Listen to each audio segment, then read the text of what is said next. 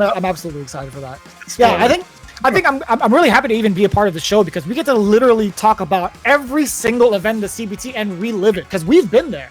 Well, yeah, I've been there. Myers has been there. We've seen each other there. You know what I'm saying? And I think the best part is we get to relive it with you guys. For those that are like, you know, maybe you have work or something, or maybe you just couldn't make it. Like, we're glad to even bring these matches in the retrospective to you guys at the comfort of your own home because these matches were godlike. This is like, it's important to know your history when it comes to Street Fighter, the meta, and the players, right? Yeah, there's a lot of new influx of players, I feel like, from Arcade Edition, right? Or, yeah, Arcade Edition. So it's really interesting to go back for those guys that missed all these hype matches. There's so many good matches that you guys missed out on. But yeah, why don't we get into the next one? Jareen. Yeah, let's do it. NuckleDu versus Tokido. This one's going to be pretty wild. We already know who the players play. I mean, it's pretty much stamped on him at this point. Tokido's got the Akuma tattooed on his back. He's got the heaven sign on his back. Just in case He's got the chains embedded into his soul. I feel like NuckleDu has a pair of sunglasses somewhere in his pocket, just in case. He's just waiting, dude. But yeah, look at these results. First, second. These guys are just some of the best players in the world. But I think it's worth noting that at this point in time, I really felt like Du was Tokido's demon. Du had beaten Tokido at the Red Bull NA finals, right? And since then, he's just been so dominant over him. I believe he beat him twice at final round, the one we just covered. So it's going to be really interesting to see Tokido and his adaptations to Du, especially like with him getting used to Akuma more and more each month. Yeah, and Tokido didn't stop the grind at all, actually. Immediately after final round, a couple weeks after, actually no, the week prior to NCR, Tokido was at Ultimate Fighting Arena where he got 4th place. So he was still grinding it out. I don't know exactly who he lost to, but it brought him up to this point where he's made it again into a top 8 stage. And 2017, again, Tokido had quite the year up until the Capcom Cup, right? Where you compare it to NuckleDu, right off the bat, his early couple of majors, he's reached top 8 outside of like DreamHack Austin. And still, like, his performance in 2017 was just as spectacular. I'm telling you, this guy's got first, like, a bunch of times, like maybe 3 times. He's got 2nd place twice over. He's got 4th place, 5th place. Again, top 8 almost at every major or ranking event he attended. Yeah, Du, we've talked about this before. Like, compared to Tokido, who started off so strong in the first half of 2016, the first year of Street Fighter V, and it ended pretty strong up until Capcom Cup, like you said. But Du, he kind of had a little bit of a slower start in the beginning of 2016, trying to get his bearings down. Didn't really have Guile yet. Was more playing Nash and Mika, kind of characters he's never messed with. And then towards the end, hands down the best player in the world. First at Capcom Cup, first at Red Bull, first at Canada Cup, all the big majors that happened towards the end of the year, he found his footing. He was just the best. So it'll be really interesting to see what is Tokido's adaptation. Is this a winners or a losers match? I know this is top 16 for sure to get into top 16. This, I believe, yeah, okay. I'd imagine so with the way these two have been playing this year specifically. Yeah, I want to say it's winners again. Du just seems so comfortable with Guile at this point. It's really crazy. Like, from when he first came out this season, I feel like Guile just got so much stronger. And some of the buffs we saw was like his pressure just got way better, right? Like the fan trunk and combo, a lot of crazy things. He lost to ChrisG. Du always a little too comfy. Yeah, Du would definitely show up in his pajamas. Yo, did you see that start, by the way? After he checked Tokido with a jab, he didn't even stay on the ground. He immediately saw that angle. Was like, I'm gonna jump. I'm gonna jump, and he's just dashing. He's just dashing in Tokido's face. Like I feel like he understands that Tokido likes to play at a slower pace, try and download you, but Du's just bringing it to him. He's not giving him time to down. Just like that. Up 1 round by NuckleDu. Du is a young man. He's got to hit his That was so quick. Oh, that's the second time. Yeah, that's the second time he checked Tokido after a fake out Sonic boom. Yeah, I feel like that's the main thing I'm noticing from Tokido this time around. He's trying to do the medium Kakakus, but Du's already aware of that option. He's just not letting him do it. Yeah, and at that point, is it even worth it? You'll get like a hit, and at a certain range, you'll probably get like an uppercut for carry and damage. But is it really worth like the the risks that you take off of it, right? Against Guile. Guile. One hit. That was good beat. Oh, you're dead. People really learn how to maximize that punish. But it's enough. It's more than enough. And this is before V-trigger scaling got nerfed. So, dude, if you activated it, it did so much damage. No, he was like, let me show you how I can beat you without spending. Tokido can win around. No, sir. He's dead. He's dead than dead. He's still critical art behind it too. Even if he didn't like, if he wasn't in that situation where he had like maybe like 35% left, he's still dead. Yeah, for sure. It doesn't matter if he activates right here. You're dying. I don't know about that. Damn, fool, fierce to start off. You see how he transitions from like waiting, like he's playing a reactive playstyle to being the aggressor immediately afterwards in the next round. I like his reads on his opponent, man. Yeah. He's always 2 steps ahead. He knows, yeah, exactly. 2 steps ahead. He knows what he's giving off. He knows what you might do to adapt, so he's already covering that off. That's I think that's like, you know, I played Du for a long time now, and like we're good homies.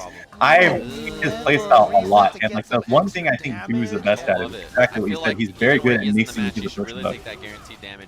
Dude, he tried to walk under those 2 air fireballs. The V-trigger air fireball from Akuma. That's always rough. It's so cheap. What are you gonna do? You just gotta block it, bro. One of the big problems in this matchup with the zoning is that the red everyone is on their phones in the background. Things have not changed one bit. So if you can get that started, that's great. But obviously, except they're on their phones at home right now. Again, this time gets them in. That's the classic. It paid off, but it wasn't even to punish what he was hoping to punish, which is a sonic boom. Punish, yeah. Jump back tech, yeah, that's when it's still around. Do you think, from a personal perspective, as a pro player, would you rather, like, while these 2 are playing and you know you have to fight either of these 2 coming up within the bracket, would you refer to your notes and just keep, like, refreshing your memory for those particular individuals? Or would you actually watch the way they're playing out? Do you think it applies We got him through to... the Oh my god! That's crazy. It's gonna be the demon Is he from dead? Tokido that was Grey Life He's on dead. that, Oh, so definitely he got a gets kill. vaporized.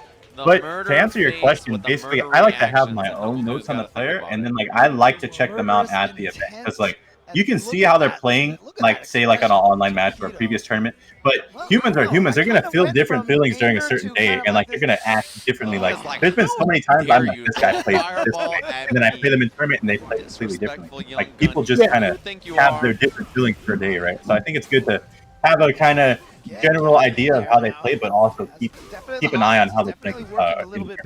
Yeah, it makes sense too, because it's like you've already done like the homework on the matchup specifically and how he plays your matchup. Like I feel like the only person that would really pay attention to this specific matchup, if you're within the top 16, you play either of these characters, is if you either play Guile or Akuma, right? Because it's like the way they're gonna play your matchup is gonna be completely different than the way they're playing this right now. Yeah, and it's a different character, right? You're gonna play the matchup differently, right? Say you play Cammy, it's a lot different than playing against Akuma, right? Cammy has to take a lot of risks to get in. Akuma kind of does too, but Akuma has more options I think to get around. Yes, yeah, he has a plethora of options. Yeah. Such a powerful tool. Man, you weren't kidding about this V-trigger scaling. The non-existent V-trigger scaling. Bro, it's like Sagat SF4 damage, man. The vanilla is crazy. Oh, he's dashing, and that'll do it. Yeah, a misinput it seemed from Tokido. It was a scratch. Dude drinking Dasani? Don't you mean Dazane? Let's not talk about that. Dasani. Dasani. Blasphemy. It's either that or Aquafina. Oh my god. Guys, during a rehearsal, I don't know, I think I was really tired one day. I saw Dasani in our background at my home. The panic uppercut again, the big four fierce. Come on, man. Come on, man. Get together. You will forever be judged. Do you like that new actress? I like her a lot. Aquafina? Against Akuma, he really so can't afford to be taking risks with those, right? Love her. Corner positioning now. Du has critical art. Oh, she's not even. I see what you did there. Side switch. He's got the corner now, as well as a lot of V. Look at this turnaround though from KnuckleDu, or excuse me, from Tokido. You know, he has to make this work. Oh, that's big, dude. If he had just kept boom, critical art, and the headset's already off. As KnuckleDu moves on in the top 8 again. Damn. Just can't get rid of this kid. Yeah, you got me. Right. Yeah, So good stuff, bro. KnuckleDu is too good. You weren't kidding about KnuckleDu being Tokido's demon, honestly. The way he played the first 2 games was pretty good. I mean, despite Tokido starting to adapt in game number 2, you saw the dominance from KnuckleDu in that round. Like how big of a rifle he had, how he controlled the space almost the entirety of that game. Yeah. Now that we're looking back at it, it's really interesting to see how Du mixes up his approach, like depending on the player. I feel like it's not so streamlined as I was making it sound earlier. Like he understands how Tokido plays. Tokido likes to play very slow in the beginning, right? So I feel like Du really took advantage of that in the first round. Like he just kind of stole the first round from him. He brought some pressure that he knew Tokido wouldn't be used to, and just took the first game off of that. Tokido started adapting, but Du forced the game and forced the adaptation. But by the time Tokido already got the adaptation, it was too late. Yeah, and when you think about the way this game was played in this meta, it didn't really reward you on defense. Because of the gray life factor, the more you're sitting there and blocking, waiting for your turn, the more susceptible you are to high damage off of any sort of opening. Even like something like a crouch short. When you're playing against someone like Guile and he keeps it plus and he keeps you spaced out with sonic booms, you're taking chip damage, you're taking gray life. It's just not worth it in the end. So I feel like after this particular year of Tokido, somebody in the chat mentioned this. This is not peak Tokido. I feel like Tokido really started to get a grasp on how to play his offensive game. Right. Oh yeah, sure. Yeah, like I've been watching some of my matches with Tokido again, and like, man, the guy really changes, like you said, from being kind of a slow player to really knowing how to ramp it up. Maybe he learned that from playing Du. Like Du is like, you don't expect Guile to dash at you and do upside down kick, dude. Like that's you. He's gonna do fireball. No, dash, upside down kick, tech. Oh, that's a ton of damage, bro. It's still scary, dude. He's got low conversions into a flash kick or something. He's got the possibility of a throw, anything really. As soon as he dashes up at you, you better check the dash prior. If not, you better block. You better. Like no one was checking dashers back then. Like dash was such a strong footsie tool that like I feel like Du was aware of that as well and really took advantage of that in a good way. Because no one wants to give Akuma the time to activate V-Trigger, bro. Like, you see how much damage that demon was back then? That was insane. Yeah. It's the turn stealer, dude. Dashing is the turn stealer. It really is. That's the name of the game right now. And the next names we're going to be seeing in the game is Momochi versus Punk. Oof. Wow, Myers. Okay. All right. I've been, doing a little research here and there. Take me to the promised land. Let's go. But yeah, anyway, so yeah, I want you guys to pay very close attention to Momochi's character. What maining Ibuki? So we've only really seen Momochi play Ken in Season 1, right? And he's really known for playing Ken in Street Fighter 4. So it's really interesting to see him switch to Ibuki. Like, I feel like a lot of the players in Japan saw a lot of promise with Ibuki early on. She had the mix-ups, she had good walk speed, good normals, good crush count, very good Street Fighter 5 character, right? So it's going to be really interesting to see a player like Momochi, a very, very solid player, see how he abuses Ibuki in this game. And he's going up against Punk. Obviously, we know him as the alpha with carrying third at Red Bull Finals 2016, 13th at Summer Jam. That Red Bull North American Finals was his breakout performance. That was actually it. That was his first premier event in 2016. And now, ever since then, we see him more and more, right? And man, what a year that he had. Final round wasn't so hot. He got 25th, but immediately after that, went to West Coast Warzone 2017, got first at that, and was riding off of that momentum. He's finally got into his own skin. He's like, you know what? I'm comfortable. I know how to play this character. I know what to study for now that I've played against the greats like Tokido from last year.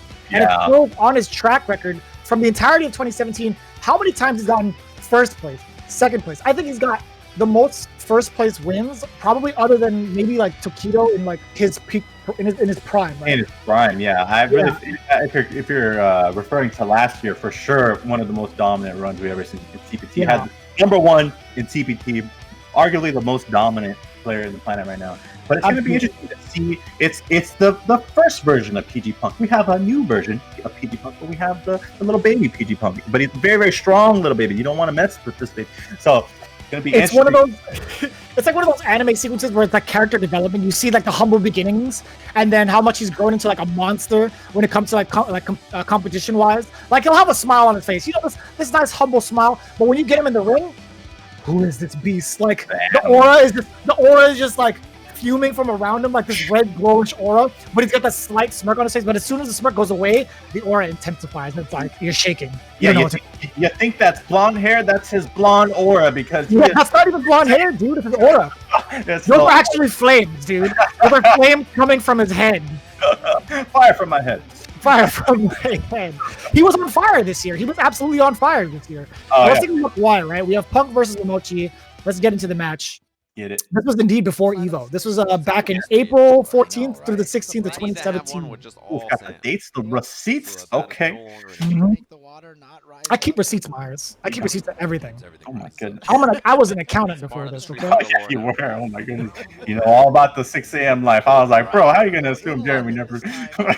Well, 6 a.m. is, man. That's sometimes when I go to sleep and then I wake up at 8. You're like, I'm living a life now. I used to wake up at this time. I used to sleep with my Excel sheets on, and I keep them on, bro. Those are the only sheets I use at night. Oh my God. Sheets, bro. Those are different if you want at night. You see them in your dreams. Oh, God. Sure do. I see the numbers. Always crunching. But yeah, it's really interesting to see Punk very, very dominant neutral, very forward moving, right? But he doesn't overextend a lot of the time. Like his timing, I think, is probably the best thing about him, and it hasn't changed too much over the years. It's always been super, super solid. And you see this kind of spacing that he keeps as soon as he gets the life lead? Oh, he was weary of that, but he just got flipped. Oh, I'm the guest, brother. Oh, do it again. What do we say? You can't see it!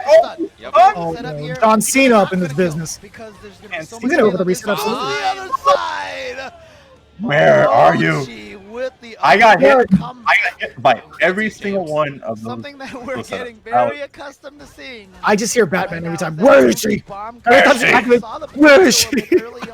But now I feel like people have perfected. Oh! You mentioned that I like the risk taken from Momochi.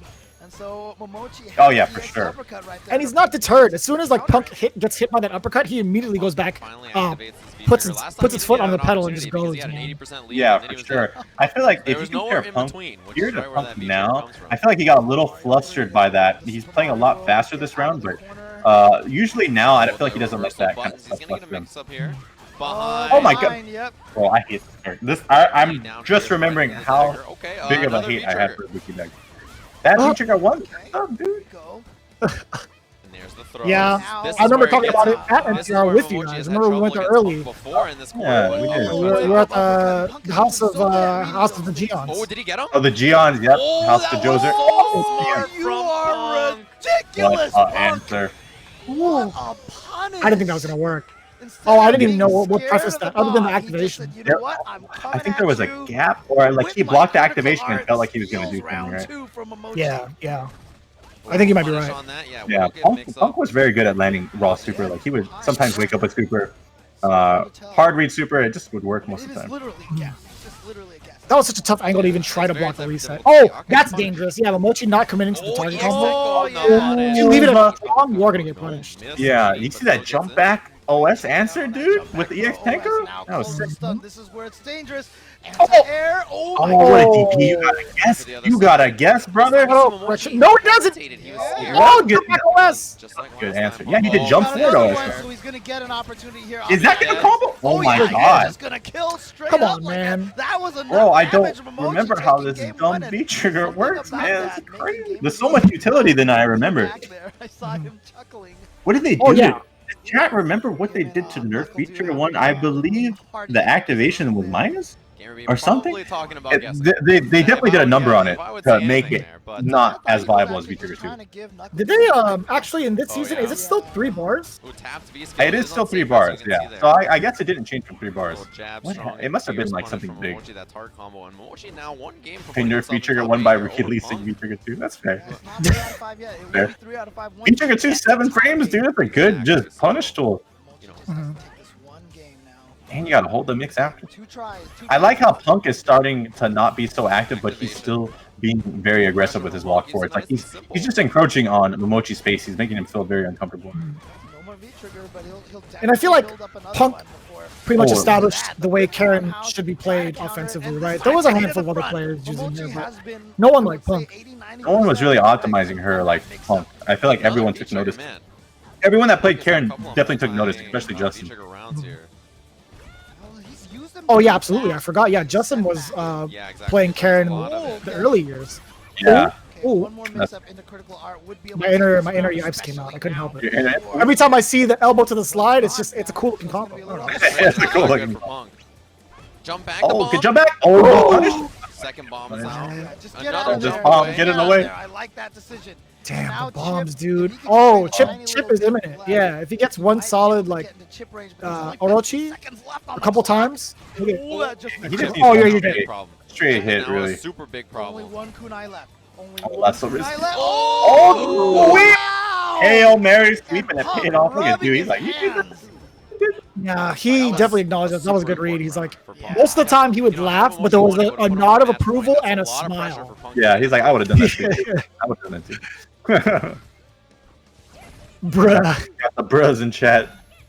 That's a really cool Very well emote. spaced out. I like it a Down lot. has V-trigger He's got the available. Oh, KNX. again from the front, and he has been so Oh, that's so cheap in that combo. It reminds me of like Beat Mania. Walk For some reason. under. I might be wrong. Here comes Punk. No, I might I, be- Not gonna I- spend any I can meter kinda just see it. yet. Gonna save that meter. Oh no! bro, look at the damage Karen did back then too. Off V-trigger activation. Oh my goodness, you're about to Actually works out die. pretty well for Punk. What Oh, a good bait. block. I would have GP too. Don't worry. Oh, Momochi, oh, this is the birth of goodness teabag. Gonna be able to juggle Oh my last goodness. hit. We'll close it out. and Look at the Punk BM, wins guys. The game. BM is real. Oh, he's This making is sure like- he down works on his pad. You know what Yeah, I'm man, saying? it got Oh, jammed. purple. It was feeling a little jammed up. You know, just gotta free it up.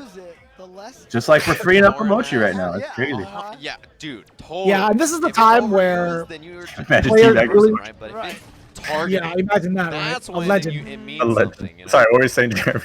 Imagine like at this point in time, Punk wasn't on everybody's radar. KnuckleDu, You know what I'm saying? Like, just doing that I feel like any old towards the end somebody. of this year and then the year afterwards, that's when you started seeing people really take Punk seriously. You would watch streams and you have guys like Bonchen talking about Punk, like, how do we counter with this kid? Because this Yeah. guy's been putting everybody up in But 2017. Momochi It is was very good really, about I think, confirming this tournament that really put him on the map. I feel like Right, so everyone you can was see like, whether it goes they other knew side, Punk was a strong stunning player, in and they a were so little- scared little of bit him. more. But, He's gonna be able to build but up this definitely not vertical arc on on the last radar like he is bit of this, and after Punk the tournament. turning this all You the see way the around. optimization Was about on to that? go home, and now Yeah, the Max teabag to going get over extra Momochi. meter gain. I remember that was in season 2. It was such an interesting mechanic, right, Jeremy? Absolutely, yeah. It's like third Yeah. strike. You're pressing a normal, you just mash down repeatedly. That's not true. That's not true. That's not true. That's not true. Don't believe us, Jack. Don't believe us. We're just trolling. We just like to joke, you know. Momochi swinging. We like to be a little sillies, you know. Don't worry. Feels like a Pair of- lifetime ago. Pair of big old sillies from us. Dang, same side. Oh my god! How many Oh. times? Punk's- that was How probably many number times two. do you have to guess? Punk's, I success think rate on think blocking that is maybe like near Mochi tried to go zero. for like the reset with the It's not kunai, been but I don't know what that very would have led to. I think he tried to do stand medium kick, but he did forward medium kick, and he got the overhead. Oh, is that what that was? Okay. Yeah. It's That's what it the was like. front. Oh, this reset! Yeah, Oh, this yeah, reset all was the so way in cheap there. too. With the Oh my goodness. delay. Gets out of the corner. That's What's huge. funny is she didn't even Like, need you it. waited That's so the long. craziest Right, thing. Didn't There need you it. go, yeah, now it's the mix I up feel like time that again. also made Punk Now super what's the strong. mix-up? Oh, Like, he already again, could he win just pulls off this it mix-up. off, and he even But the fact that he had delayed that setup jab, too was so just maybe that wasn't even gross. a mix-up. Maybe it was just a delayed it up. I don't even Punk know. tried to I don't hit even him remember or who something. wins this. I mean, I think it was part of the mix I'm up. being but honest. then I remember just too, it's the last down round, this too. Down jab because it'll change where her Pretty hype, hitbox right, is TPMM? Based on whether she's Mum. EX and now Tip no him. meter for Momochi, which means he doesn't have access Tip to mom that him. EX kunai. Augers. Too, because Punk's sitting on all that meter. Ooh. Oof. Oh wow, that Oh my overrated. god. I know, It's a right? very That move high is looking crazy. button. It's very odd to see. What a Just built buffer. that meter, and Dude, again, this he's is so successful with that. stupid. Yeah, Punk, Oh my his god, this character ratio was of blocking insane. is so low. EX to chase Both down, of these but not characters punish. were insane in That's their own right, great really. for Momochi, Yeah, for because sure. Now you're not scared of the damage from the Anti-air jabs. I forgot. Oh, that was a But right thing. now, I you can play a hated little that bit so more. much. Oh, there it is now. He's got You get a Oh, mix-up oh. too, bro. Like, Huge, what? man. That's the best anti-air in the game. Oh my god, he jumped in the corner! Got him low. You're dead. I feel like we would never see Punk jump himself in the already corner shook now, unless hands. he's playing like They already maybe shook hands. Cammy or something like It's that. That's just enough a that it way closed it out. for you to lose. Like you're trying to skank the guy out, right? By jumping in the corner. You're trying to get some extra kind of mix up going on. But like honestly, like if you just keep him in the corner, it's just the most solid thing, right? But Yeah. hey, Punk still clinch it out. Clinch it out. Yeah, that's a term, right? Clinch. Yeah. Clinch is clinch works. Clutch works. Clinch, Clutch not. clinch like It's- my rectum, Jeremy. It was Clutch, insane. clutch time. Right, is it Clutch. like a Clutch. clinch, clutch? It's It's like like crunch it out. Yep. Yes, that's the word. Thank you, Tanman. clunches. Clunchies. Don't forget to do your Crunch. clunchies, guys. Your clunchies are very important. I think we're gonna use clunches going forward. I think. 10 reps of clunch a day to keep the doctor at bay. All right. So next match. going through these quite quickly. Let's talk about GamerBee and Tokido coming up now. GamerBee, I kind of want to take a look at his 2016 season and kind of preface the match with that. Right. He started off with Necalli, maintained this Necalli into 2017, but his performance in 2016 was pretty stellar. Second at Manila Cup, second at Australia's Hado Nationals, third at the Esports Festival, third again at the fighting game. EGX, he got first. Japan Cup, he got first. He was on a roll with this character. And this character, Necalli, was definitely on everybody's radar. He was also one of those characters that were just like, man, he's so troublesome. He has everything. He's got a command grab. He has an uppercut. His V-trigger is nearly unstoppable because of how much better he is without having to charge. This character is great. Very prevalent in this meta, right? Like where the A-frame is still very strong. Necalli, one of the best dashes in the game, and then when he activates V-trigger, his dash just seems like it's instant. It's just such a strong set of tools with this character that we really don't see too much anymore. So it's really interesting to get to see how Necalli was played back then. And going up against the likes of Tokido, who was still trying to find his bearings with this character, Akuma, it was a pretty cool match to behold because I think people started to slowly figure out Necalli. And I say that, but don't take it, I mean, like, take it with a grain of salt because we have guys like Mago reinventing the character. Oh, yeah. Right? He's just crazy with the character. I don't feel like anyone thought that character could be as consistent as he was with that character. Now we see him switching to Akuma, which will be really interesting to see someone who made Necalli work when he wasn't very prevalent in the meta work with Akuma. That's insane. But yeah, we got GamerBee, Tokido. Enough about Mago. Yeah. You went around Mago. He was playing Guilty Gear. But yeah. So GamerBee, pretty much the Necalli player at the time. We had a handful of people like trying to establish themselves with Necalli. Like Vagabond from last year was a huge deal, especially like his performance at Texas Showdown. A handful of premieres. He really put himself up in 2016. Right, and Phenom as well. I feel like him, Phenom, and GamerBee were the most prevalent Necallis at the time. And they all kind of played really different. I remember Vagabond being a little bit more faster paced. Phenom was a bit of a mix of both. He was really good at abusing like jumps at the right time, but he's also very slow. GamerBee, I feel like, is probably the lamest Necalli of them all. Very, very solid. And one of the this is definitely live. I think we've seen in all tournament. What a back That's a good answer to get away from the flip kick mix up. Back we haven't seen it yet. But I think the big thing is he had excellent whiff punishing, but he really baited. I think Necalli does a decent job in this matchup. But yeah, I think he does a decent job contesting against like air fireballs, air approaches from Akuma in general because of the fact that he has a DP. But you know, I agree. His normals are decent as well, but Akuma's normals are just so good. I would say his normals are kind of comparable to Akuma, but the fact that Akuma has such good EX to really get in, I feel like that was such a big deciding factor on the round. Jump in and it works. Did he have a Ryu jump shot back then? I can't even remember. He's using that like Ryu. Yeah, maybe that might be. No, he had the same kind of animation, but it didn't have that kind of priority on its hitboxes like it did for Ryu in Season 1.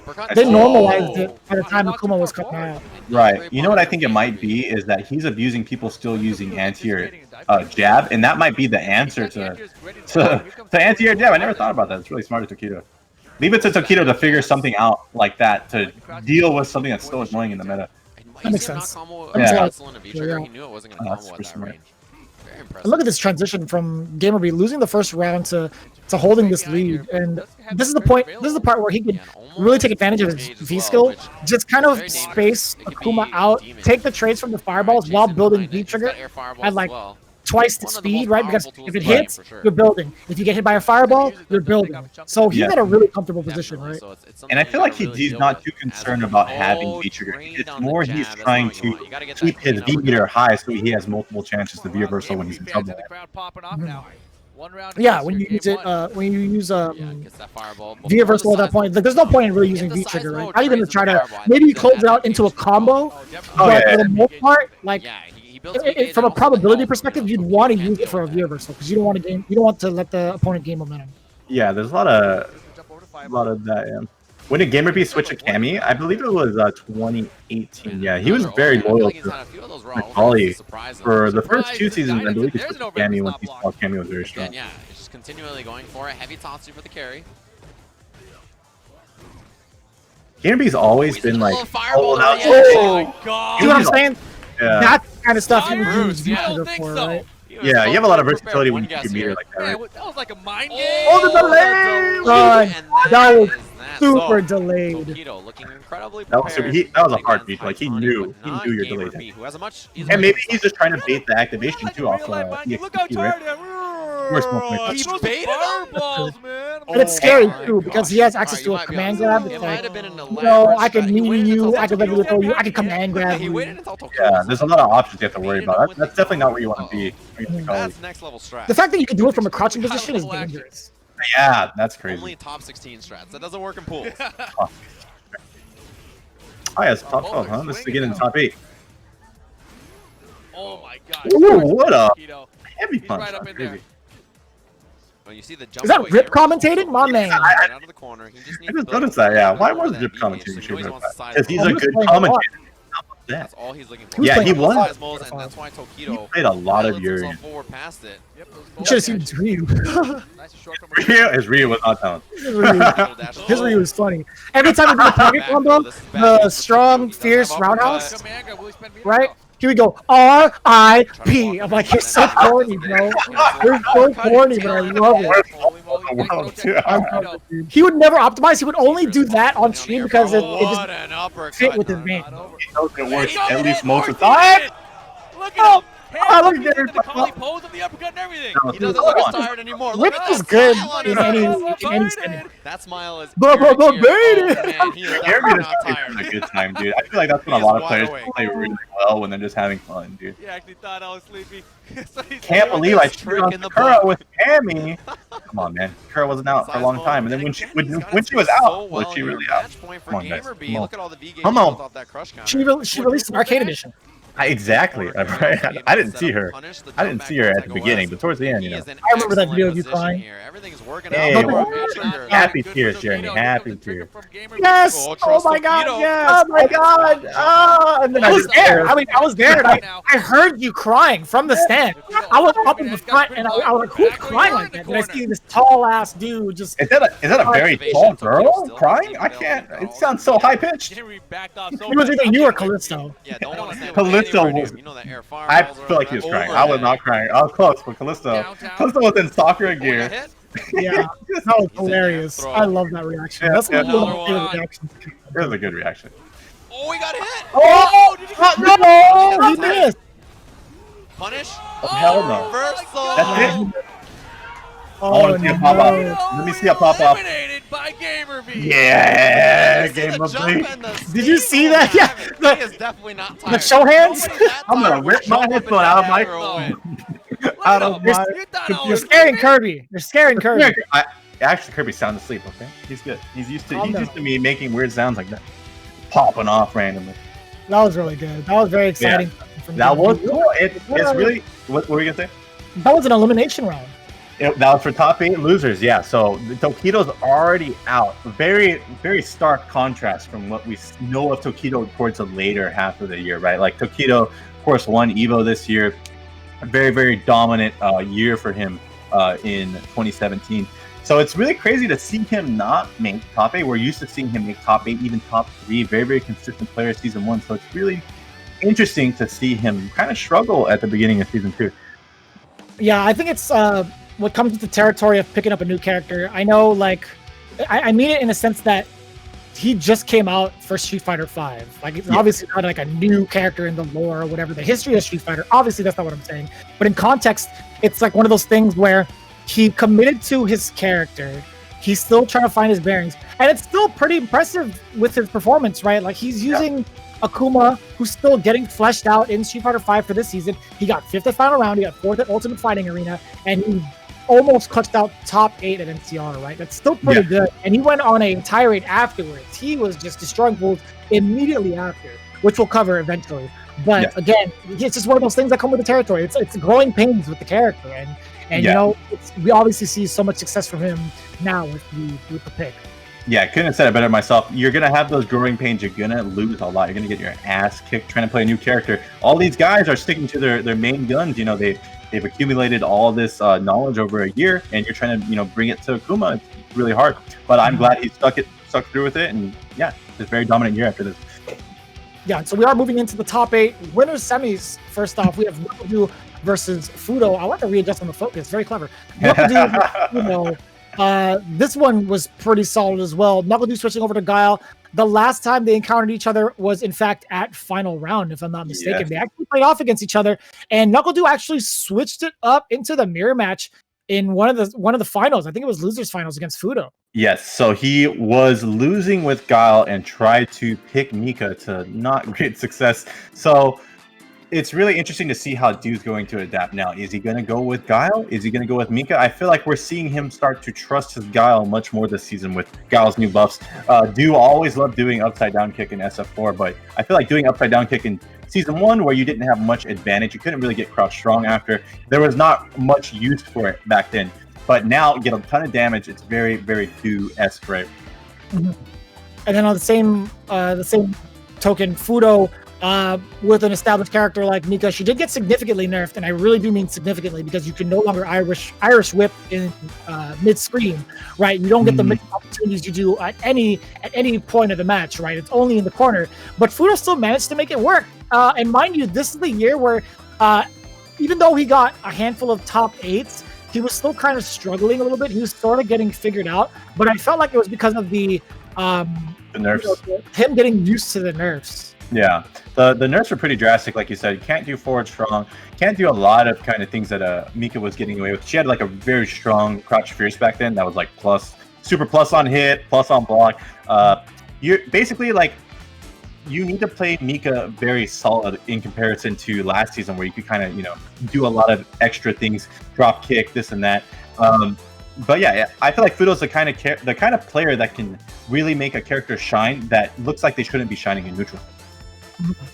So let's see how it works out between KnuckleDu and Fudo. Again, Fudo had the better half against KnuckleDu. Again, to kind of take a look at their path to top 8. Oh, it's my favorite duo. Make some noise, ladies and gentlemen. I seem pretty happy, Steve. CJ, I'm looking very Tom Cruise-y in this. Dude, I say that all the time. The first time I met him, like, dude, you kind of look like Tom Cruise. You kind of look like that guy from Top Gun. You ever hear that? I'm doing good. I got the You got the bronze, Steve. No, not the blonde one. That's the mean one. All right. Well, we have amazing matches coming up for you guys. This is NCR 2017. I was gonna ask. So, do you remember the path to top 8? Because I know it was on the graphic. I didn't get to read it off. We've had a lot of path to top 8 on the way over. I know he's not to the top 16. We saw that prior. I believe it was Daikoku from Du, Romance, and Vagabond. I think no, Fudo beat Vagabond. Okay, how about Fudo? The Snore Master himself. The Snore Master in the Master right now. What? He is in the top 8. He beat Mago to get there after they did that dance on the character select screen. This is true. This is true. It's gonna be an excellent. Mago-san. Anyway, so top 8 for the path to top 8 for KnuckleDu was Daikoku 2-0, the birdie player from Japan. Romance 2-0, KOF God, and Tokido 2-1, which we just saw. And Fudo, on the other hand, Snake Eyes 2-0. I believe Snake Eyes was playing Akuma, and Goichi 2-0, also a very good player. Very, very strong. No one wanted to play Goichi at the time. And then, this match goes with Chun, too. It's stuck with Chun. And Vagabond 2-0 from Fudo. We saw these crazy exhibitions. That was his happy way. The fact that it's season 2 kind of scares a lot of people, but it leaves a lot of uncertainty out there for people who are not familiar with those new characters. Exactly. These two actually got to play each other, so KnuckleDu coming out to the stage there. Dang, he's rocking the Discord hoodie. I like it. Discord hoodie, the tech. Dude's very just cool, calm, collected. He's not trying to wild out like he does the CEO. After he dang, he has a Discord partnered hoodie or jacket. Dang. I feel like he borrowed that from someone. He's like, hey man, I'm cold. Can I borrow your He's definitely that kind of guy. I need me a jacket like that. That is a pretty dope jacket. I remember I had like a really cool purple Twitch one. All the way from Japan, it's gonna be Fudo. Those TwitchCon hoodies were so sick back then. Yeah, TwitchCon. I feel like the Twitch hoodies are the same kind of thing. Yeah, it's basically the same thing. They're so sick. Like a little hop to the stage. It's gonna be really interesting. Like, yeah, about to meet you. Here I come. In this game. This is pre-marital Fudo. He was still the best results. Very strong, not as powerful as post-marriage Fudo, but really still strong, very, very we'll talk strong. About the other side of this was Bachelor Fudo, right? Bachelor Fudo. He was just living the life. He was getting out there in the streets, fighting with his heart. But now he fights for his family. You know what I'm saying? Out in the streets fighting with his heart. Okay, I see you. Now he fights for his family. It's a different kind of fire. Have you ever read like the Third Strike comics before? No, there was like a moment in time where Ken was kind of pressed with like this issue. Like he felt like stagnant. He went to go fight Gil, and Gil actually let him live. He's like, it seems like you were not fighting to your utmost potential. It seems like you were fighting just to fight, and you don't even have the reason to. I can't kill a being like that who doesn't come at me with full potential. And Ken was just like, damn. He pulls off like the 0 for Mega Man. He's like, what am I fighting for? What am I fighting for? That's a very Akuma-esque thing for Gil to say, because I'm used to Akuma saying stuff like that, like, oh, I'm not going to finish you, you're too weak. He always does that to Ryu, right? But for Gil to say that is really, really interesting. He says it in a real, like a real obnoxious way. Like cocky way. Quite pedantic. He was just like, you know what, you're not even worth my time. Like, very, very bad guy. Okay, that feels very Gil. Alright, I can see it now. Yeah, it's so cool. Y'all need to read those comics, man. Those comics are sick. Yeah, we got a bunch of those comics, but I haven't read them. What am I doing, Jeremy? Read it. Here we go. Let's go. USA versus Japan. But yeah, interesting. Dude going with Guile here, right? Like no switch to Mika off the bat, trusting his Guile. I like it already. Oh yeah, he's had the data collected from the last time we met. Right? I don't think. Remember, we mentioned this from 2 weeks ago. We don't think that KnuckleDu did badly with Guile. Oh yeah, for sure. He looked like he could have beaten Fudo, right? But I think he just didn't believe the very last game, right? But it's good to see him kick his guns off the bat. Fudo, perfect. NCR yeah, all the comics. This is how you set the stage right here. It's looking rough already. He said that the game. The OG SF5 interface. I know, guys. Now he just sits there and he waits. It's a sight to behold. Eventually, the Mika player will do something. There's no more gold. That's what you can see. There's no more gold. I love gold. Where's my gold? Wow, dash up. Still eats a flash kick. Back fist. Yes. What a whip punish from Fudo. He's gonna get the pickup. Oh, what 2 bars? Absolutely. Oh no! Oh, that was so smart. To make sure he's dead, dude. Actually, I don't think Mika can kill right here. He's living, but I mean, it's Reset City, right? Yeah. Oh god, that's just as bad of a situation. Crouch throw again. Throw. 1 round apiece already. It's. I mean, you're blocking a jump short to the other side. Like, what else are you gonna do, right? Yeah, that's true. Flash kick. I would be so scared to do that against Mika because like her crouch strong back then just would hit you cross up like most of the time. Really lucky on his part not to get hit by that. Ooh, yeah. I don't even know if that was a whiff punish or if that was preemptive. I feel like that was preemptive. For the most I feel like a lot of the neutral you're going to see in this season, at least 2.1, very preemptive, right? Outside of the corner. Oh, man. I love seeing that. That duff, dude. That duff really hurts your soul. Oh, there he is. I've been hit by more of those by dude than I would like to. It's not a good feeling. No, especially when he knocks the change out of your pockets, the crush counter. Yeah, the crush counter. It's like, oh, dude, I just feel stupid. I think, to answer your question, Aussie Con, I definitely felt proud of Du winning Capcom Pro. I feel like I would say most, if not all, of the American FGC was very proud. Just like I'm proud of that wake up blow. Oh my goodness. The Sanford Kelly, dude. That's NLBC all over it. That is NLBC. Yeah, Du very much so honed his playstyle in East Coast. Very lame, but also very aggressive. He has his own style. It's something in the Florida water, dude. It just does something to you. Sometimes not good, especially if you're like a Florida man. But Du is a Florida boy, so he has not been cursed by the Florida man. Oh no! What's up, Best of How you doing, bro? You love Fug? I think we all do. If you guys haven't tried Fug and you like ramen, what are you doing? You should definitely try Fug. Oh, counter hit. The charge petitioning for that is so hard. Oh, the reset. What an answer. Counter hit confirmed. Oh, I got hyped for nothing. That was almost like, I know. We just sound stupid. Oh, that was such a good bait. Well, you thought it was going to be crouch pierce? Yeah, well, I thought Du would try and whip punish the crouch strong. Like, I thought he was baiting the crouch strong anti-air by neutral jumping, right? That's pretty far. I don't know, man. I felt like that was the right space for crouch fierce more so than crouch strong. Well, Mika tried to do crouch strong anti-air, right? So Du could have definitely whip punished that, but he decided just to get away. Interesting. Yeah, I thought he just sat there. He was like, nope, I ain't falling for nothing. No, he definitely hit crouch strong. He fell for it. Did he? Are you sure? Yeah, he fell for it. Damn, a lot of the time people will do anti-airs like that, assuming their opponent is disrespecting them with a normal that far, right? But the neutral jump, that's how you. Yeah, the neutral jump's how you mix it up. God, the charge timing that dude has is just insane. What's up, MZ? Once again, back out of there. You don't punch her in the face and then leave. You don't punch her in the face and then leave. He's got a second trigger and Nadeshko's available. He runs away with words, man. Oh my god, he and mash super. What an answer. Yeah, I agree. Definitely a way with words. What's up, Salt Mine League? You guys should check out Salt Mine League Sunday. They're doing their finals for the tournament. Very, very good series. On the match, and both on a match point right now. Yeah, they've been doing a great job, honestly. I like their custom maps too. Oh, that custom map. They're gonna do the mod, yeah. I like it a lot. Definitely check them out, guys. Good Street Fighter action from EU. Woo! Man, the way NorCal just contains his opponent. So like, he has such great corner spacing, and then also he's even scary when he's in your face applying pressure with mediums, right? And look at that, the upside down kick too, something to fear all the time.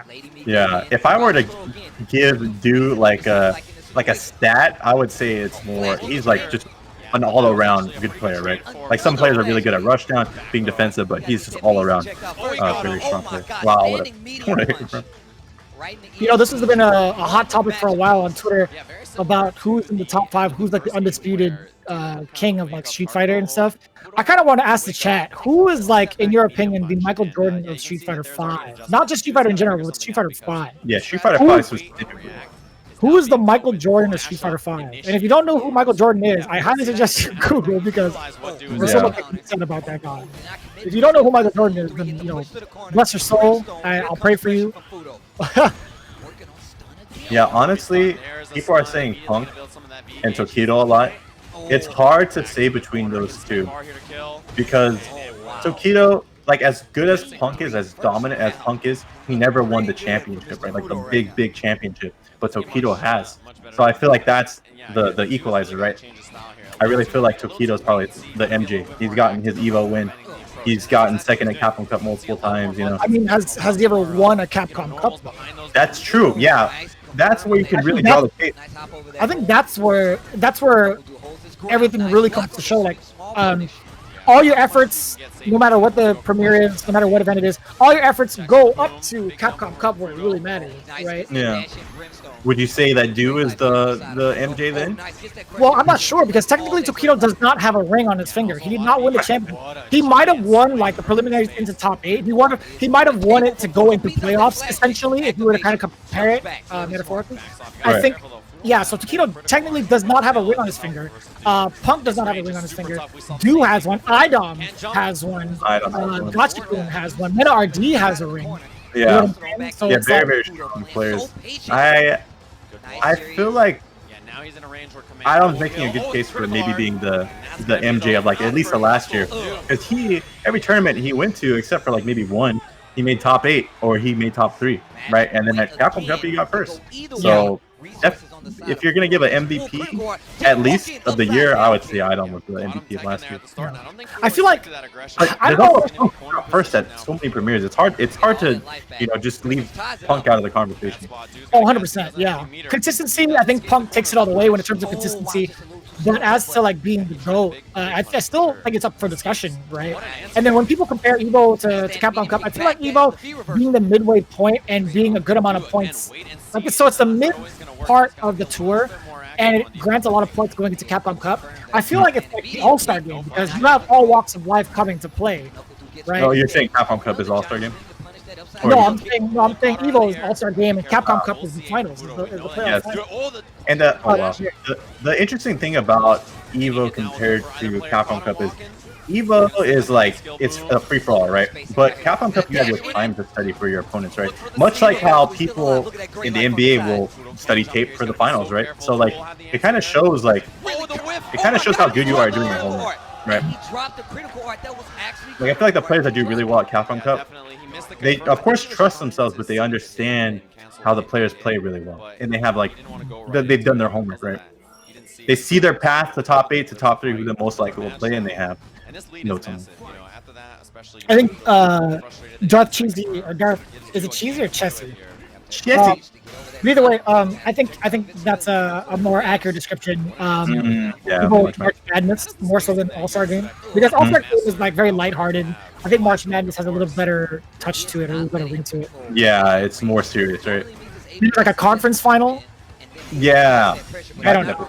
I can, you're on to the right idea, I feel. Yeah, I was just curious to see what, how people thought about like that kind of topic. Because again, we've seen these guys a numerous amount of times making Capcom Cup. Only one could win it, obviously. So it's like, who really is the GOAT of Street Fighter 5? Who is really the MJ of Street Fighter 5? Yeah. Yeah, Prop Next is also up there. I do agree. He did win Evo. True. True. Bonchan, huh? That's an interesting one. I forgot about Bonchan. He definitely was so dominant last year. Just up there with Punk too, and he won Evo. There's a big case there.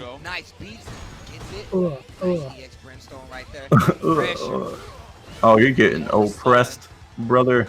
Oh, short. Oh, that's why we died. I felt like the command grab was coming, but I was still looking up block. I was still gonna take the throw. You died honorably. He did. You don't look like a scrub. You took the throw. That's the Brian F, dude. I know. You take the throw. Hey man, you played your heart out there, kid. He's so smart. He knew that throw would kill him, and he still took it. What did you do? It's really crazy that, you know, coming from a player perspective, that people put so much emphasis on people guessing wrong, especially against command grab characters, dude. Like, you literally have to guess. It's a 50-50. Like, you shouldn't judge them for guessing wrong. It'd be like that, man. People just already have this preconceived prejudice against players, man. They're just like, man, I can't screw up. Like, hey, man, you should have read his mind. Oh my god! I felt Tasty Steve grab my arm from the screen. I felt him grab my bicep. Breaks your whole bicep, destroys it. Oh! Oh! I remember this. This is crazy. Wait a minute. No, it's a fight. It should be a This is crazy. Did they play didn't they play the game back? No, but the thing is, I don't know if it counts. That's technically 2-1 still. That the tie game counts as a 0. It's 0. Not in these rules. I feel like it. I feel like it is. Yeah, and Capcom. I believe Capcom Pro Tour was the tie counted as 0. I don't know, man. He's already got the jacket on. I think he's definitely getting up. Is that how it went down? I'm pretty sure. There's more. 10, man. Did they play it? Did they play it out? Good games, dude. I don't care who won, but I won. There's still 7 minutes left. Just like that. Clearly, we're just gonna listen to Tasty Steve and Sajan talk for those 7 minutes. They're getting a ruling. Hold on. Shout out to Bestabon back there, you sexy beast. Look at you. Oh, there's another game to play. Run it back. Take your hoodie back off. Get back on the stage. That means the score is still 2-1, correct? No, I think that would tie it up because that is still technically a set. 2-1. I think it's like a no contest. No, it's like a no contest. 2-1. I'm not sure. There's a ruling somewhere. Send me the rule book so I can figure out for sure if this. Yeah, the rulings. I remember this. It counts as like a dead game. It's 0. Either way, that was no one gets a game. Can we do an RIP to Steve's biceps? I feel like they're smothered in that shirt. I feel like his biceps do not get to breathe at any event he goes to because he's not getting the right size shirts. Those Henleys, or I mean whatever those things are called, he's got like what, a large. Somebody get this man like an extra large. This guy cannot flex without ripping something. He's bursting out of the seams, brother. You need to size up. All right, I'll beat him again. All right. Taking the jacket back. And rest in peace to like a lot of our games right now. I'm pretty sure Steve's arms are completely deflated during the quarantine right now. No, he's been doing more push-ups than ever. Really? He does push-ups at home, dude. He doesn't have to go to the gym, bro. He taught me the way of diamond push-ups. You know why his pectoral muscles pop out the way they do? It's because he does diamond push-ups, baby. I need to You know do why that. his neck is so big? He looks like a cobra when he stands up straight. It's because he does diamond push-ups, baby. I'm telling you, Score still 2-1. this guy cobra. is a monster. This guy, Just if you hissing ever at you. listen, it's the same thing, right? We hear like even like rattlesnakes, right? You hear rattlesnakes in the wild. It's just like that's like Tasty Steve shaking his arm with the beads. It's the same thing. Shaking his arms with the beads. It's the same sound. He's a rattle. Back opponents to the stage. Cobra Steve. It's no longer Tasty Steve. Cobra Steve. Stone Cold Steve Scott, bro. Stone Cold Scuba Steve. Bicep. Steve. I love the fact that Knuckle just put on the hoodie and was like, I'm already out of here. But I want my own anus. Before you can ask any questions, I'm Stone already Cold Scuba Scuba strategy. Steve. Exactly. He just gets out of there. Wait. Damn, quadruple S. That's his rank. Quadruple If S. you were to get like rated for his muscle mass, his like BMI, he'd be like a quadruple S. Oh, the Devil May Cry ratings, triple S, super stylish. The St. Louis Rattlesnake is probably the sickest title you can give Tasty Steve. That is a sick name, St. Louis Rattlesnake. That would definitely be his wrestler name. 100%. Oh dear God, the St. Louis Rattlesnake! My God Almighty, he had a family. Oh god. What's that? What do you call it when they start like hunching up? What is that? The name of that? I can't even think of it. Oh, does anyone know? It's like hunch? No. There has to be. It's like when they. God, I can't even think of the term right now. Let's use our words. We're adults. Words, guys, help me. What are the words? Square up? Yes, that's exactly what I meant. Oh God, Myers, come on, man. The snake is ready to square When he up. goes from normal civilian to Hunchback Guile, Oh yeah, dude, I keep forgetting that. Guile definitely squares up, dude. He keeps his chin low, dude, and he has the. My guy is hunched over. He's guarding the face, brother. You gotta protect the face. Can't hit his chin that way. These shades aren't cheap. Oh, flash your kick. That you. He can convert. I bet it's hard to convert off that. Now dude does crouch short, crouch jab, stand light kick flash kick, which is super hard. Yeah. I don't think he was doing that. He No, felt no. that flash kick. And it's super consistent because just in case they press a button, if you do crouch short, crouch jab, it pushes them back a little bit further out, right? That's right. So we ensured it would stand short. That makes a lot of sense. I was gonna say NuckleDu was whooping on Fudo during that brief intermission in regards to like how the room was going. Yeah. But Fudo just turns it around. I like that it's down to the last round. I know. Last game. It's almost at the last game, yeah. I honestly feel like it's gonna go to the last game, which kind of sucks when you felt like you just won the set off a double KO. Like, I gotta play this guy again? Come on, bro. Ooh, that was sick. He walked up, waited for the block, pushed them a little bit further out so that both of the hits don't connect. That's kind of broken. He walked into it. Sonic Boom, excuse me. And Fudo and Daigo spent a lot of time together labbing and stuff, so probably learned that playing Daigo, right? I mean, he got smoked by it still. Oh, man. He got smoked, yeah, that's hard, dude. Do it again. Oh, do it again. Looking for the frame trap. Oh, God, there's so much pressure. Oh, relentless, dude. For someone that's known for being so, like, kind of slow-paced, I feel like when Fudo gets his momentum going, he's just as dangerous as when he's playing super lane, right? Like, he has a really good instinct on when to finish you off. When did Dew pick up Mika? Dew picked up Mika Season 1 after he saw Marn. After he lost to Marn at NCR. Yeah, he dropped his Nash completely when immediately to Mika. Yeah. Interesting enough, he's picking up Nash again. I don't know why. I think it's for Rashid. It's really weird. I mean, he's a champ. He's a champ. He knows. Don't question it. I believe him. All right, Salt Mine Lean. Looking forward to your tournament on Sunday. Yo, he We'll see you later, Salt Mine League. Peace out, yo. Yeah, peace out, man. Yeah, guys, if you're familiar with Dew now, this Dew back then, let me tell you, brother, this guy liked to press some downs on his controller. Valle, what up, brother? Papa Valle, what up, dude? Papa Pump. Big Papa Pump, give him the chain link. Give him the chain link. Talk about St. Louis Rattlesnake, Papa Punk, not Papa Punk. Can't help it, man. We're all wrestling nerds, dude. I know, yeah, we really are. That activation from KnuckleDu. He's gonna try to make some. I like how dude didn't go for the jump short beat. Like no, he just dashed. He dashed back into him. Did you see that? The relentless pressure. KnuckleDu was like, nah, I don't care about this back, but I'm dashing up. That is wild, bro.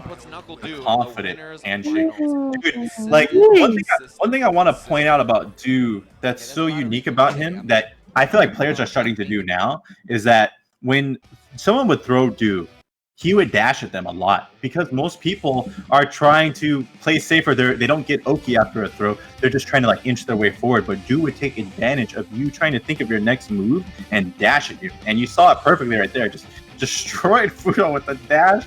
Upside down kick Jeremy. I don't know why Guile can do these things, but he can. We mentioned this before too. This was like the era where people weren't really checking forward dashes like ever. Super strong in this meta. It's really interesting to see players do that now, but it's also not a bad idea because players are still trying to process what to do after their first throw, right? Yes, without a doubt. But KnuckleDu, either way, you know, finding his rhythm, finding his composure after that brief intermission with that ruling, where if it's a draw game, they have to run it back. But I gotta say, man, that was pretty surprising to see just like the dash forward and catch with the upside down kick. Everybody gets got. I mean, yeah, and it's just a good time to mix up your momentum. Like you don't want Fudo to take you to the last game, right? So I felt like if he didn't do that, it would have been a lot closer in the last game. And Du did that to avoid that situation. So very good presence of mind on his part to think of a quick solution to clutch out that last round. That was almost last round, actually, yeah, because he tied up 2-2, and then it was absolutely like close, yeah. Yeah, then his match two, and Fudo was trying to, get him. Yeah. So we are moving on. I believe, man, we're going through these matches quite quickly, I'd have to say, despite them being pretty long. We have, this was a big W for the NorCal region. LPN grinding it out, making his way to top 8, going up against Bonchan. And man, look at this bald fella. Look at this bald fella. Part of the PGC. That's my brother right there. What is that picture? I love it. I love it too. Yeah, and his at the top 8 was part of the first one. So this is technically the run back because he put I believe he eliminated Mago. No, he put Mago loser. I'm sorry. He put Bonchan into loser, and then he took down Dogra as well. So this is indeed the run back where Bonchan had to fight off against Ricky Ortiz, Vagabond, and PR Rod, right? Man, look at this guy, bro. I can't even process what's going on. I can't even read the screen. Every time I look, I just see Long pointing. What a beast. Jeremy, I'm glad you covered that whole path to top 8. Yeah, guys, so we're going to see some LPN biceps, and we're also going to see some Nash. You remember that character? We talked about that at the beginning of the stream, dude. Yeah, so Nash. Yeah, what is stronger at the time, Nash or LPN's biceps? Next match is actually a run back. We talked about this before. It's Red Bull. Good question. Actually, Nash got nerfed quite a bit, so it's kind of an insult. My bad. No, that's thinking that it's. Oh God, like in comic book dude, it's got that killed me. I legit had tears in my eyes. I was not expecting that. Thank you, Valdez. That was a nice little treat you gave us. What a beast! What a beast photo. Shout out to Valdez, man. Shout out to Valdez. Let's see who has. Oh God! Run back. LPN versus Bonchan. LPN won the last time they encountered each other. Let's take a look at how it worked out for Bison versus Nash this time around. I feel like Nash did a great job against Bison in this season. Yes, I agree. I feel like Nash. Oh, what? I thought I like unplugged something on accident. But anyways, yeah, I feel like what we saw right there. What we saw right there was that Nash was using heavy boom to get around the V skill carry, right? I think that's probably like one of his biggest strengths against Bison, right? Bro, sorry, I was listening to the sponsor plug there. The sponsor plug, yeah, Taylor's always been good at that. Dude, what was that? What was that? NorCal tactic right there. I feel like that was a NorCal tactic. You let them play out 10 seconds and then go back. Oh, this is how you let them play. Okay. My stick's messed up, bro. Yeah. Okay. Yeah, this is when he was a sinister person with hair. He doesn't do that anymore when he's bald. He's an honest player now. Hair made him evil. There's nothing left to lose, dude. He lost his hair. There's nothing left to lose. Game 1.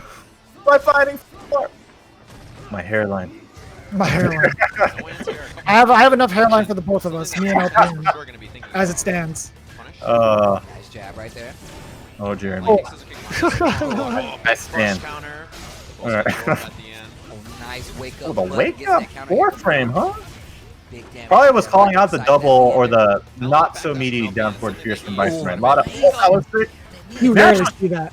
Sick, dude. I love Nash. I wish they didn't nerf him as bad. I was actually secondary Nash in season 1. He was so sick. I thought he was super cool. I think watching Ally Joe play Nash was pretty inspirational too. Man, that was messed up. Did you see how he altered his hurt box with that jump fierce? Completely whiffing that crouch strong? That was messed up. Yeah, I didn't know that was a thing from Bison. Those jabs in the My guy dashed up to chase Bonchan. Bonchan was ready for it. Blanchan still clutches it out. And thank you for the host. Whatever your name is. Cannot process that. Work hack? Thank you, Work hack. It's very, very tough to beat. Nice pressure here. I'm not even gonna try. Let's just leave it at. Yeah, I don't think it's. I tried as hard as I could. Just holding back in this situation. Nice Oh, air right there. caught the moonsault kick. Ooh, that just hurt. Nice. And then you know what is also interesting about this version is this is before they nerf counter crush counters yet. So the crush counters made you bleed extra hard too. This game really was just very very fun but very volatile. Yeah. And then when you look at how Bison's beat trigger worked, it was really only good. That was ambiguous. It's really only good when you have meter. Right.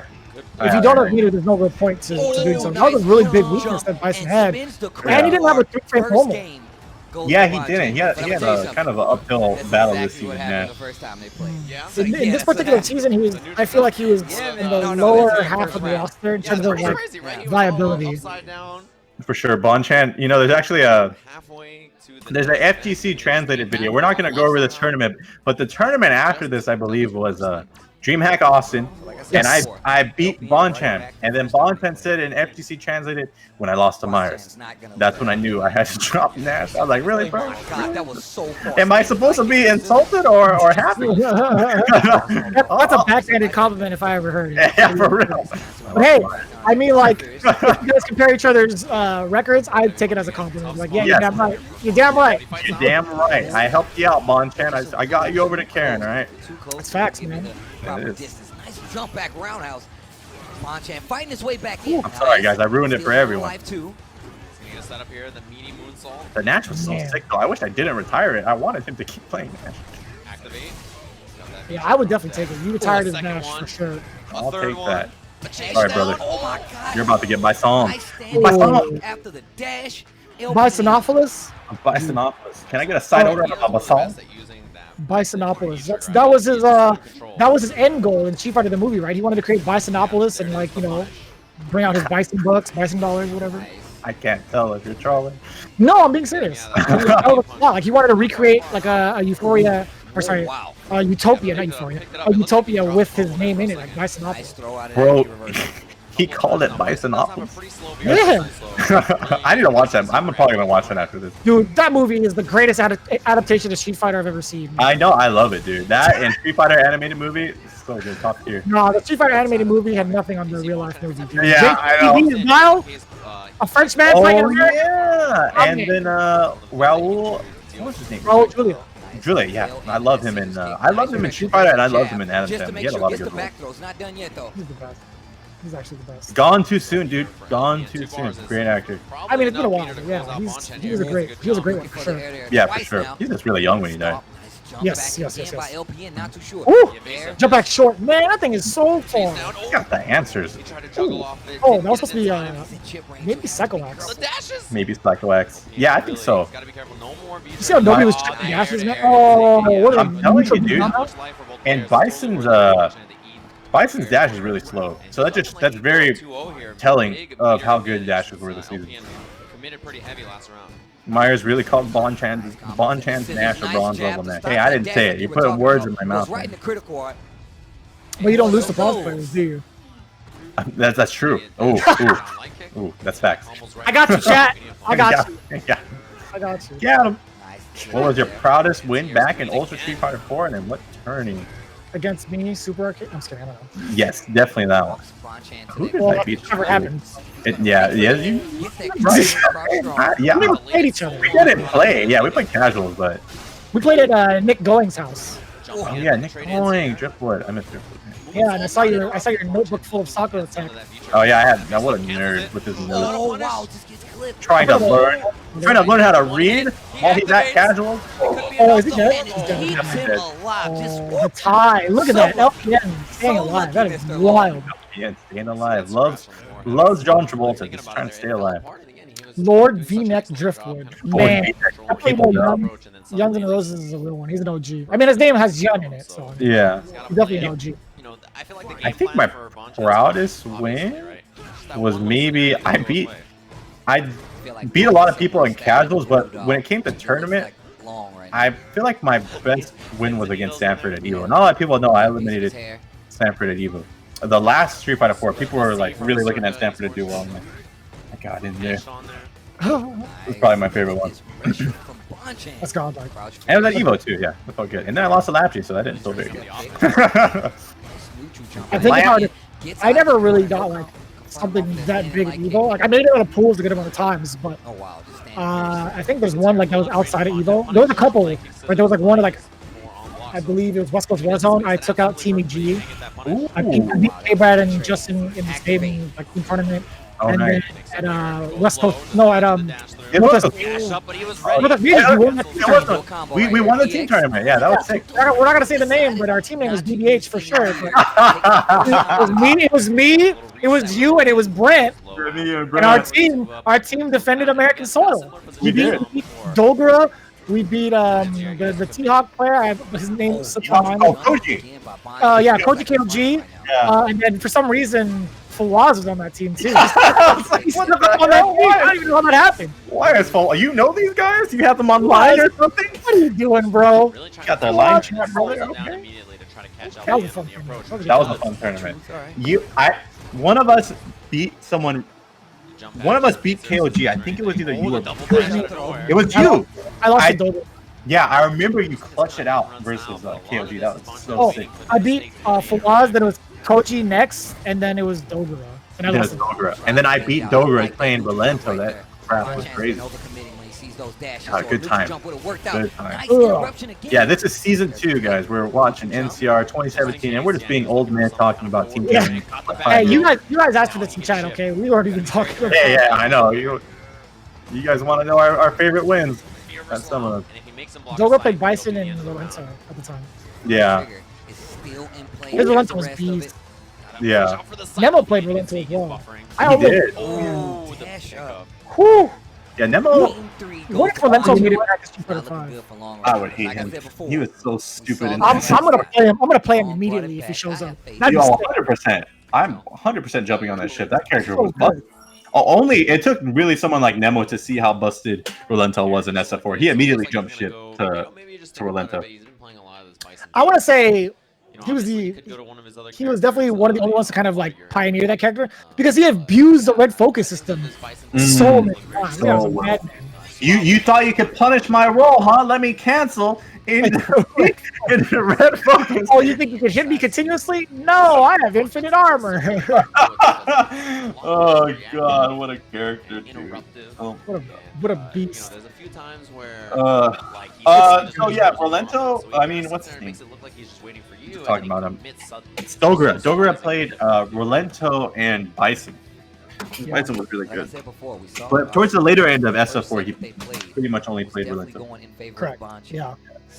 Now, with Street Fighter 5, we've had like a handful of announcements, by the way. How we have 5 more characters coming this season. 3 more stages.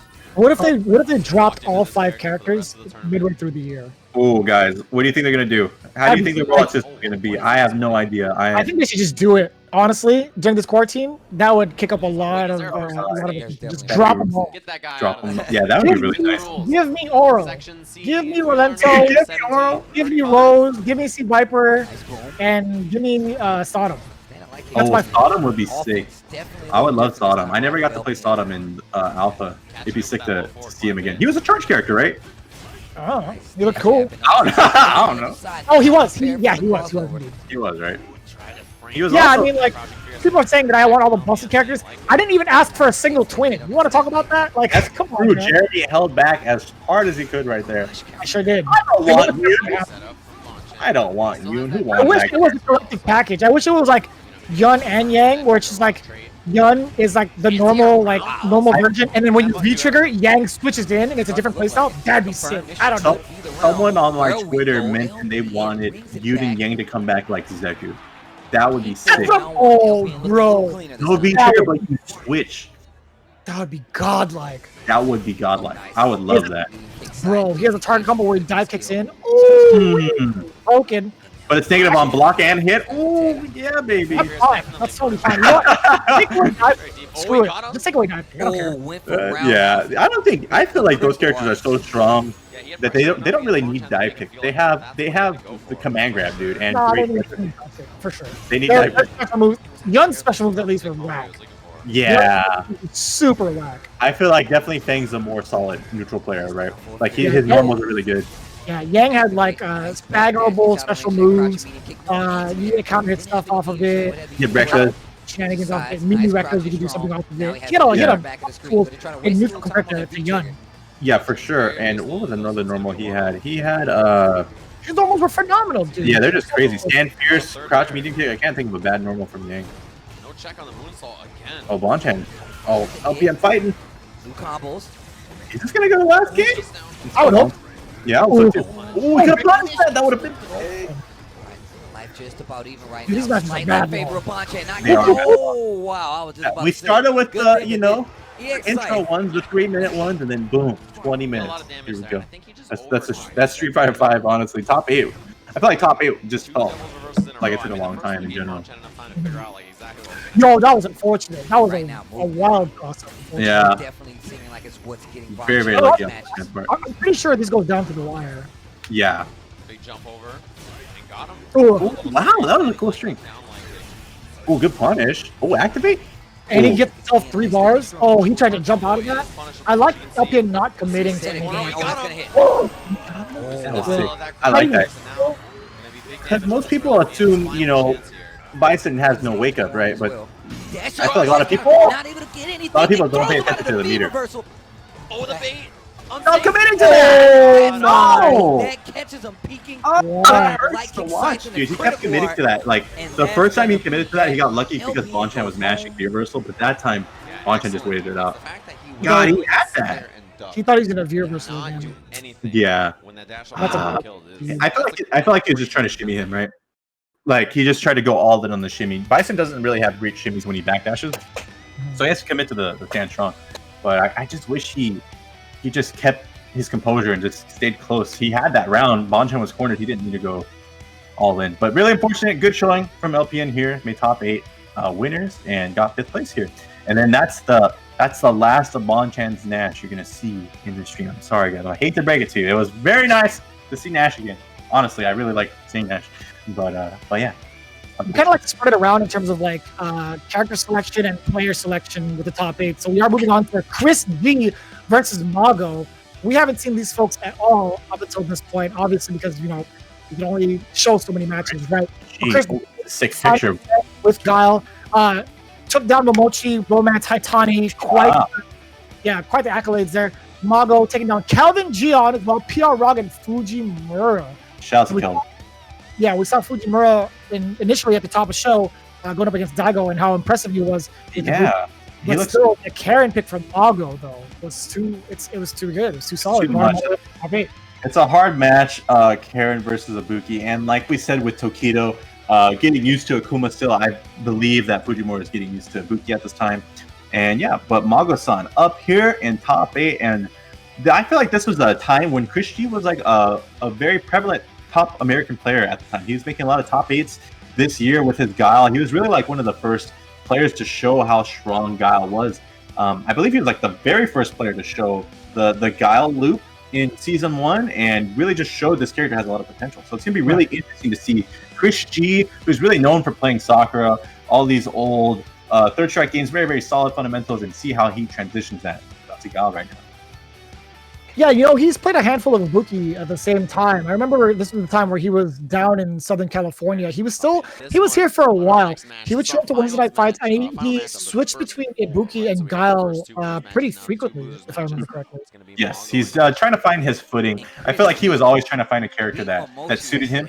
And a lot of the characters were too fast, I felt, at the time for ChrisG. And Gao's like kind of that equalizer, right? Like he's very slow, very zoning, control-heavy kind of character. And I feel like that's what ChrisG really likes to do, playstyle-wise.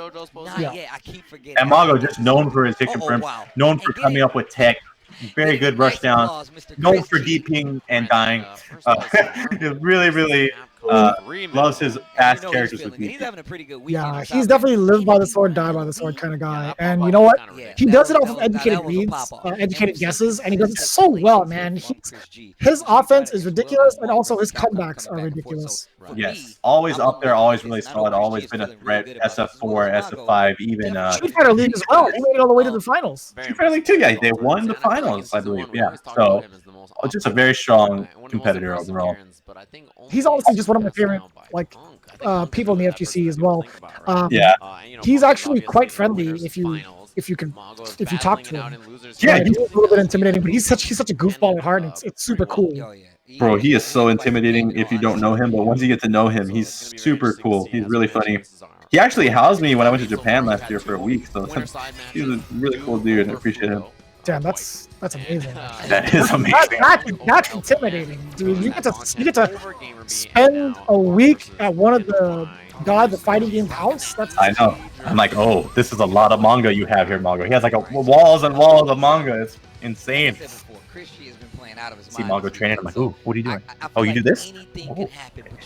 How's his cooking game, though? Non-existent. We went to the ramen shop down his street. Well, so here's the thing. ChrisG just had a very while you were studying the ways of the culinary arts, I was studying the blade. Have you seen my hit confirms? I can't make eggs, but I can. I can't make eggs, but I'll tell you what. Give me a cooking mama game and I'll confirm the hell out of it. Give me a cooking mama game and I got this. I'll tell you what. Mago would be a beast at any cooking game. He would own everyone in cooking mama. He'd be like, hey, what are you doing? Go here. Go over here. Go down the line. Your life skills? Probably not. No. It's like being a pro Street Fighter player and trying to enter an MMA fight. It's not the same thing. It's not the same. I can't press my crush counter and win. What's going on here? You mean to tell me they can move around the ring? I thought it was just in a linear fashion. I thought we just go. We're 2D. It's 2 dimensions. We're going back and forth. You're going in a circle. When's the Overcooked Cup? Where's what? When's the Overcooked Cup? Oh my goodness. Overcooked Cup. Team Japan versus Team America for Overcooked? That'd be sick. Goodness. I don't want to see Mago. I don't want to see Mago in Overcooked. I'm not trying to see that. That'd be hilarious. Mago, you come see me in the kitchen, brother. I've been whipping sweet meat up. Whipping it, yeah. Damn. Mago gave him the fist bump and Mago gave him the handshake. Man. Gave him the handshake, the old classic. Oh, this is the Smug. The Smug's very good at like just interchanging. He's like, ugh, God, the mix is too strong. I definitely got hit by that one turn. There are times when I would compete, and I would always give fist bumps to be like safe. I've had a handful of people at Evo just do this. They would just yeah, the plan here. They would grab my fist and shake it. All right. I'm like, all right, that's not any of the options I presented, but okay. No, I got mixed. He definitely got mixed. A real life mix. I wouldn't feel too good going into the match after that. Another throw. This range is very dangerous. So Bicep, the reason why Mago is referred to as a 2D god is because of the amount of accolades he has with 2D fighters in general. He is man, just watch him. Just look up his old footage of him just dominating this team. Yeah, hands down, one of the strongest CBS2 players, right? And amongst other fighting games. I don't think he was very good at Third Strike, but the other he was pretty decent at Third Strike, I would say. Right. I wonder who he played in Third Strike. I can see him playing Ken. You see him getting into that range. I would crouching, easy over. No counter hit. Everybody would have been able to get a combo. I know. Everybody had it. Yeah, it's kind of hard not to have a Ken in that game, right? You know, had a pretty interesting Ken when I would play him at Super is Mark Teddy, dude. He had some crazy keep jump setups, dude. Like I just got mixed so hard. In third strike? In third strike, yeah, he would do like these crazy like jump setups. I never knew what he was going on. Definitely reminded me of his guy. I was like, dude. Every game. ChrisG, a very fast, very first match. Going up a little. Dude, that was mad quick. Oh, bless you, Chris. Bless you. He's got the Rona. Take him down, guys. We got him. Just kidding. 2017, guys. Like, come on, Myers. Come on. He might win this too soon. US, but all you guys are getting sick. I hope it's worth it. All right, here we go. That's the itis on stage. Overcooked stream win. Good idea. Marquette, still play any fighting games? I don't think so, man. Kind of sad. He got sponsored to go to Canada Cup one time, like 2 years ago, and that's like the last I've seen him really play. And ChrisG just holds back. Oh Jesus! Okay. Just making sure. Man, look at how much Mago presence he has. He's doing a nice jump over the boom right there. I know. That's interesting. I want to see how this is working. He's beating Mago. That's crazy. He was kind of like controlling the neutral very well. He had a large life in the first game. But damn, we talked about the offensive pressure that Mago. In favor of Mago. Look at this. It's the pressure. It's the anime pressure. He's like, I am just the 2D pressure. He knows how to make you play to his rhythm. It's insane. Definitely one of the scariest players to play against when they get in on you. See, there can maybe be an adjustment. Chris, I think, really just fell apart. Hold up, Black. Goku Fighter Z. That's the risk of playing the neutral game as G.O.A.T, right? Oh. As soon as you start trying to do stuff besides, I thought that was gonna get jumped in on very easily. Oh, the Beast Boom was really good back then, too. It's always good. I feel like it's never gotten. It got nerfed a little bit. Definitely not getting. I don't even know what the nerf in this matchup. I think they just made it like lower. Nice. Oh, back when there was no scaling on features. Oh my god, dude, that's disgusting. Unstable. Shot through the heart. That was just ridiculous. One thing I want to mention about Mago is like his defense. He comes up with like really good defensive answers, right? Like, not right there, but like pressing buttons on upside down kick. Yeah. Oh god, never mind. Let me just shut up. Mago. That was just like a one time thing. Oh my god. He's very good at doing like walk back.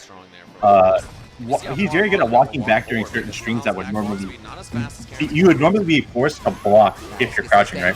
And he'll get the whip punish. He's one of the first players I ever saw do that. Oh, we knew that. Already there's an NCR using a little bit of that meter cross jab on wake up from ChrisG. I like him using that meter also. Instead of going for like big damage combos, he saves it like anti-air. Oh boy. Yeah. Oh, try to go in. Yeah, I definitely think it's very smart of Karen players to keep their meter to it's all because it's strong, dude. And you see him roll back the classic ChrisG real back. Another thing about like he was about to call. Another thing about this time in the game, 2.1. Okay. Before the lag got reduced a little bit, is like those kind of moves were so safe. Like you had to come up with auto whiff punish timing, auto whiff punish setups, block strings and stuff to really punish those. And Mago clearly didn't have those. That's the second time he got hit by crouch strong in that fashion. You see the movement. Makes sense. Mago walking a little closer. That's why you see him using crouch strong so much. There's not much risk. He doesn't really seem to be prepared in this neutral game to Chris is wearing his medal. Oh yeah, dude. This guy's playing like 5 games and winning them in a day, and then goes and plays top 8. Nice crush counter roundhouse and great damage on top of that. It's so interesting to see Mago go for the double Tenko rather than like the Tenko into Orochi, because the stun is higher, the damage is higher, and you still get Oki off of like a command dash. Yeah, you think he uses G.O.A.T to get more damage? I don't feel like that's real if you do double dash after double Tenko, right? This time, it's still real. Like you can still like use like regular command dash if you want to. The damage is high as doing an Orochi. Yeah. Like 10 to 15 points less. Oh, less than doing Orochi, really. And if you do Orochi, the carry is significantly further than doing double Orochi. Yeah, for sure. I feel like that might have been a thing where Mago wasn't confident in his execution at the time, so he just kept it simple, right? He played very well. You might be right, because we've seen that a lot. Like, we only saw Karens do like Tenko into Orochi like in the later years. I feel like Funk was also one of the very few Karens that were doing that. He might have been the first one to do that, yeah. A lot of dashing too. Chris has really found a lot of super optimal here. Wow. That's a great check when you see people walk at you in general. Even still to this day, you feel like they're gonna shimmy you or walk up throw. Delayed jab, reaction jab is really good. Didn't get his boom. Man, you can never jump in on Guile. He only got 2 moves. He got 2 moves. Still can't jump in on him. Yeah, it's crazy. It's crazy how you can make that work. But like both those tools are so strong. Keeping that. Oh, that was disgusting. That was mad, bro. He was like, check the low and immediately check the low again. And he was still in the lane. Kind of walked away. I'm just surprised the overhead hit, dude. I'm surprised I comboed that far. Yeah, you're right. Yeah, he walked back a little bit and he still called him. Yeah. Is that walk back fierce? That's so good against Guile, who has like very stubby normal. Man, he uppercut there. That could have been a huge swing. Oh, missed the reset. Oh no. Oh, that, wow. Oh, nice wow. activation right here. Oh, that was definitely one of those DPs that to disrespect your opponent, get in their head. Because like he's down so much, he has to do mental damage. Dude, this is bad. Oh my god. He is chasing him down. I like that tech though. He was trying to react to him not doing anything and then tech. Down. Oh my god. Activate. You better activate. Oh, you can do that off the 2 hits? I didn't know you could cancel into super off the 2 hits. I feel like in a lot of situations, you definitely have to be careful. If you're going to spin, you sure can. And even if he wasn't sure if they're going to kill, he could have gone to the ender with the palm. So like tack on a little bit of extra damage to secure the critical art. Or is there a gap between the 2 Rekkas into palm? No. No? No. 2 Rekkas, the double, or the initial startup of that part into the palm, you could technically delay it, but if you mash it out as a true block string. True block string. Okay. Same with the, I think, so there is a gap between like the Rekkas into the elbow. There's a significant gap there. Yeah. I'm not sure about the gap between the Rekkas into the slide. I feel like you can make that a full block string, but if you try to press any button, you're gonna get frame trapped. Yeah. Out of it, but I can't recall if you could actually just straight up do it. I'm pretty sure that it's just like it's a true block string if you just mash out the slide. Or the slide, yeah. Nice throw in the corner from ChrisG. Yeah, definitely. You should only go for those options right there. Yeah. I like the just 2 Rekkas just to be super safe. He didn't want to, risk possibly delaying the palm. We know how much control that's fair. has in this footsie game. Oh, Mago really trying to amp it up. He's definitely he has a big deficit. Yeah. A lot of games to play. ChrisG's already at like match point, right? Yeah. You gotta do something. And Chris is playing quite lame. Like he's giving Mago the opportunities of dash. Upside down kick. I like Mago sweater too, Sean. I was gonna say the option to do. Oh my god, the dang combo for stun. Woo-wee! I was gonna say Chris' option on punish after the Tenko doing crouch strong EX fireball or EX sonic boom. Like the damage is there, and he gets the setup for neutral. Do you think he's better off doing crouch strong EX flash kick? If he's near the corner, I think EX flash kick because you'll still get Oki, but I think it's more important. Like even if you're sacrificing some damage to keep your Oki. So that's the thing. He's going for something like Fireball right after. So he does EX Sonic Boom, and then he sets up for V-Skill. That's the second time he did that mid-screen, right? I feel like he get some sort of like boom setup after like EX Flash Kick. I could see that, yeah. Like that'd be like a very like niche kind of thing, right? That was the sickest confirmed. Ugh. He's lucky you got that counter here because that should not combo. He was being really respectful in that footsie game. Chris not maining this game shows. I feel like it's super impressive that like people that play as many games as ChrisG does can still compete at such a high level in all these other games too, right? It's just so impressive. It's kind of similar to Justin Wong's upbringing when he'd go to the arcades, he'd play every game possible. He'd put a quarter up and just play every game because he just wanted to play. ChrisG was definitely that kind of person as well. Yes. He learned the same way with fighting games. He just wanted to play and be next everywhere and just learned all the games he could. He even does that with like DDR too. Yeah, DDR, I know. He's really taking advantage of being at the arcade, right? Yeah, he's an arcade. Yeah. Don't you miss arcades, guys? I miss arcades. Oh, don't mention it, man. I know. Family Fun Arcade, RIP. Family Fun Arcade, Super Arcade, RIP. Oh, what? Nani? Oh, countered exclusive. Oh, he's bringing this all the way back right now. Not by great life count. Mago has I like it. Full gauge for Chris here. Oh, that's plus, that's plus. Oh, come on, bro. Chris, you don't know that. You better not get hit by crouch jab boom. I swear to God, Mago. Mago didn't finish. He actually got the record hit. Dang. I know, yeah, he had it. Mago's definitely nervous. Wow. Oh, what? He charges. That's one of the things he does. Even to this day, he'll do command dash to catch you off guard and hit you. Yeah, it's like it's almost like a EX dive pick, right? Still living. EX one more. That almost. Oh, really? Just like it's like a good get in, right? ChrisG. It's just. I just told you, man. Highly playing Marvel defense should be on point. Same kind of thing that happened with Mago yesterday, Momochi yesterday, right? That clutch defense. Oh, yeah, you saw the confirm from that far? Yeah, I know. Mago's always been really good with confirm. She didn't want to lose the corner.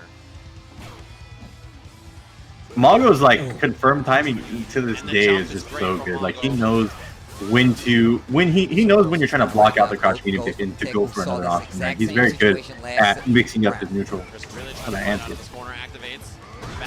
Oh. Yeah, these games are tense, dude. You can feel how nervous Mago is. It makes it more tense for me. I'm like, dude, chill out. I'm getting nervous. Same with Chris, right? He dropped a couple of sonic boom combos or like heat trigger combos earlier in the set. See what I'm saying? He missed the confirm. I know. That was it. That was the confirm. It's the other games, man. That guy was right. Mago right now. Final round. Speedy, you're right, man. Loser goes home. I don't even remember. He thought he was doing super dash or what's the dash they do? Oh no, what's the dash they do in Marvel? Sorry, double fierce of Chesky. Jesus, that would have been stun. Mago in trouble. Holy Jiminy! Jiminy cricket. He's got big lead. Knee. Dang, Chris is mad. One guess and he got him. Goes home. That was compliments clean, of dude. EG's. He really cleaned it up at the end there. Was that a perfect? That was as close to a perfect as you can get. Besides like the gray help being there. This weekend has been kind of sick. How can he stress that much and still have a full head of hair? Some people are just blessed with great genetics. Just blessed, man. My hair is gonna be. Let's not even talk about that. But anyways, great composure by ChrisG. A little sloppy the round before, but just totally dominant last round. Completely composed himself, clutch it out. This guy was really interesting. I gotta say, like he doesn't really throw a ton of booms. Like he's more focused on anti-airing and throwing out his normals, right? That's kind of what I expected out of him. But he made it work and clutched out. Yeah, he leans more towards like the brawler side more so than the zoner side, which is weird. It's kind of like the contrast of how he plays like Marvel, right? He plays like a Morgan team, and he just focuses completely on zoning for the most part. But in this case, he was quite the brawler. And I gotta say, there were a couple times where he had the game. He dropped significant feature combos, and you could tell how much it meant to both of these individuals, like how much was on the line, where they would drop these significant combos. Like Mago had just as much of a chance that ChrisG did at winning because of a couple times where he dropped Tenko combos, or not Tenko combos, but V-trigger combos too, right? Yeah, he was dropping combos you would normally not expect someone at the caliber of Mago's at to drop, right? But that's the thing with nerves. Like once you make top 8, you know, I've been there. It's just very, very nerve-wracking. You have like the whole arena watching you. You got the lights on you. The whole crowd's watching you. It's a lot of pressure. So to have that kind of composure just is a true marking of a top player, and that's why ChrisG's at where he's at. So good stuff to him. We move on to, I think that was the top 8 of loser side. We don't get to see them complete their run, essentially. Yes. We do have KnuckleDu versus Punk in the grand finals. Now, we highlight this because, 1, it's the grand finals. 2, it's some of the best players in America. We have G.O.A.T, Saren, being piloted by KnuckleDu and Punk. And you see KnuckleDu was actually sent to losers by Punk 3-2. He sent Punk to losers. I'm sorry, I read that incorrectly. He sent Punk to losers, and Punk had a nearly identical run. He only lost one set, which is to do. Which is funny because I wrote that note and I still got it wrong. You did write that note. Oh my god.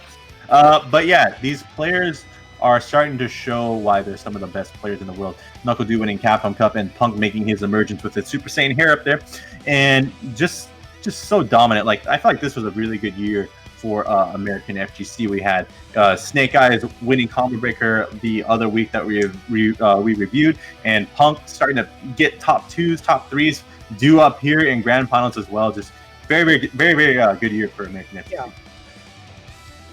And this was only like the beginning too. This was only in April, I believe, April of 2017. Again, we kind of went a little bit out of order, but it was just like the nature of things. We really wanted to showcase Combo Breaker in accordance with May because, you know, obviously this weekend would have been like or last weekend. Yeah, we just didn't want to interfere with what Combo Breaker was setting up to do with the retrospective. So I'm glad, you know, we went a little bit out of order. It's a little confusing, but all things considered, I think it worked out really well. Absolutely. And yeah, I hope you guys enjoy this match. Let's get into it.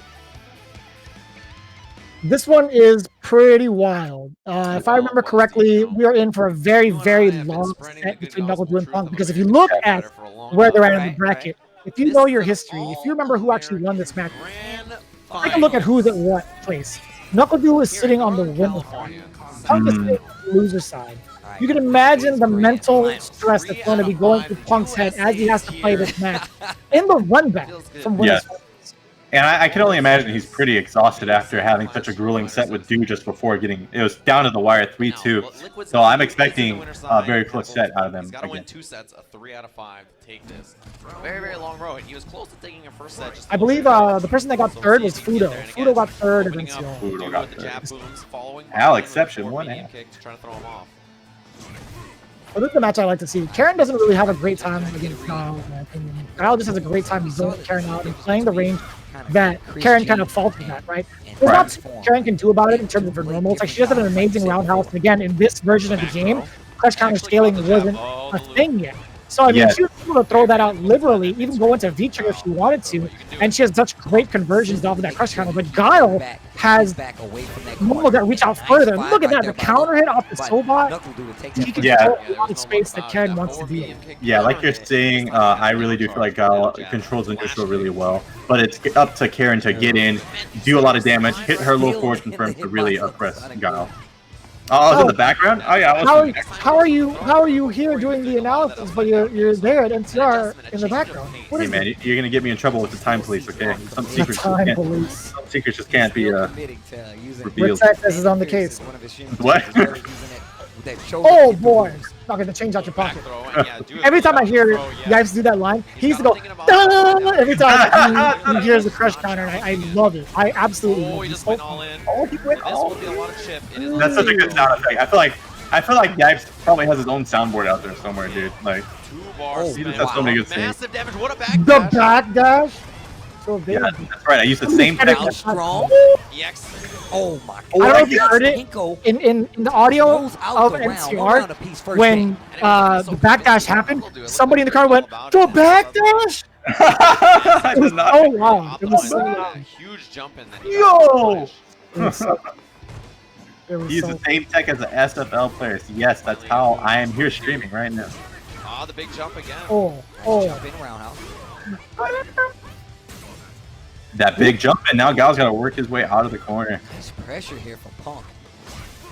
I feel like Punk, like, one of the main differences with him is, like, he's more confident in his pressure now, and, like, he's very good at switching it up when someone's blocking a sequence, right? He's very good at, like, cheating it up.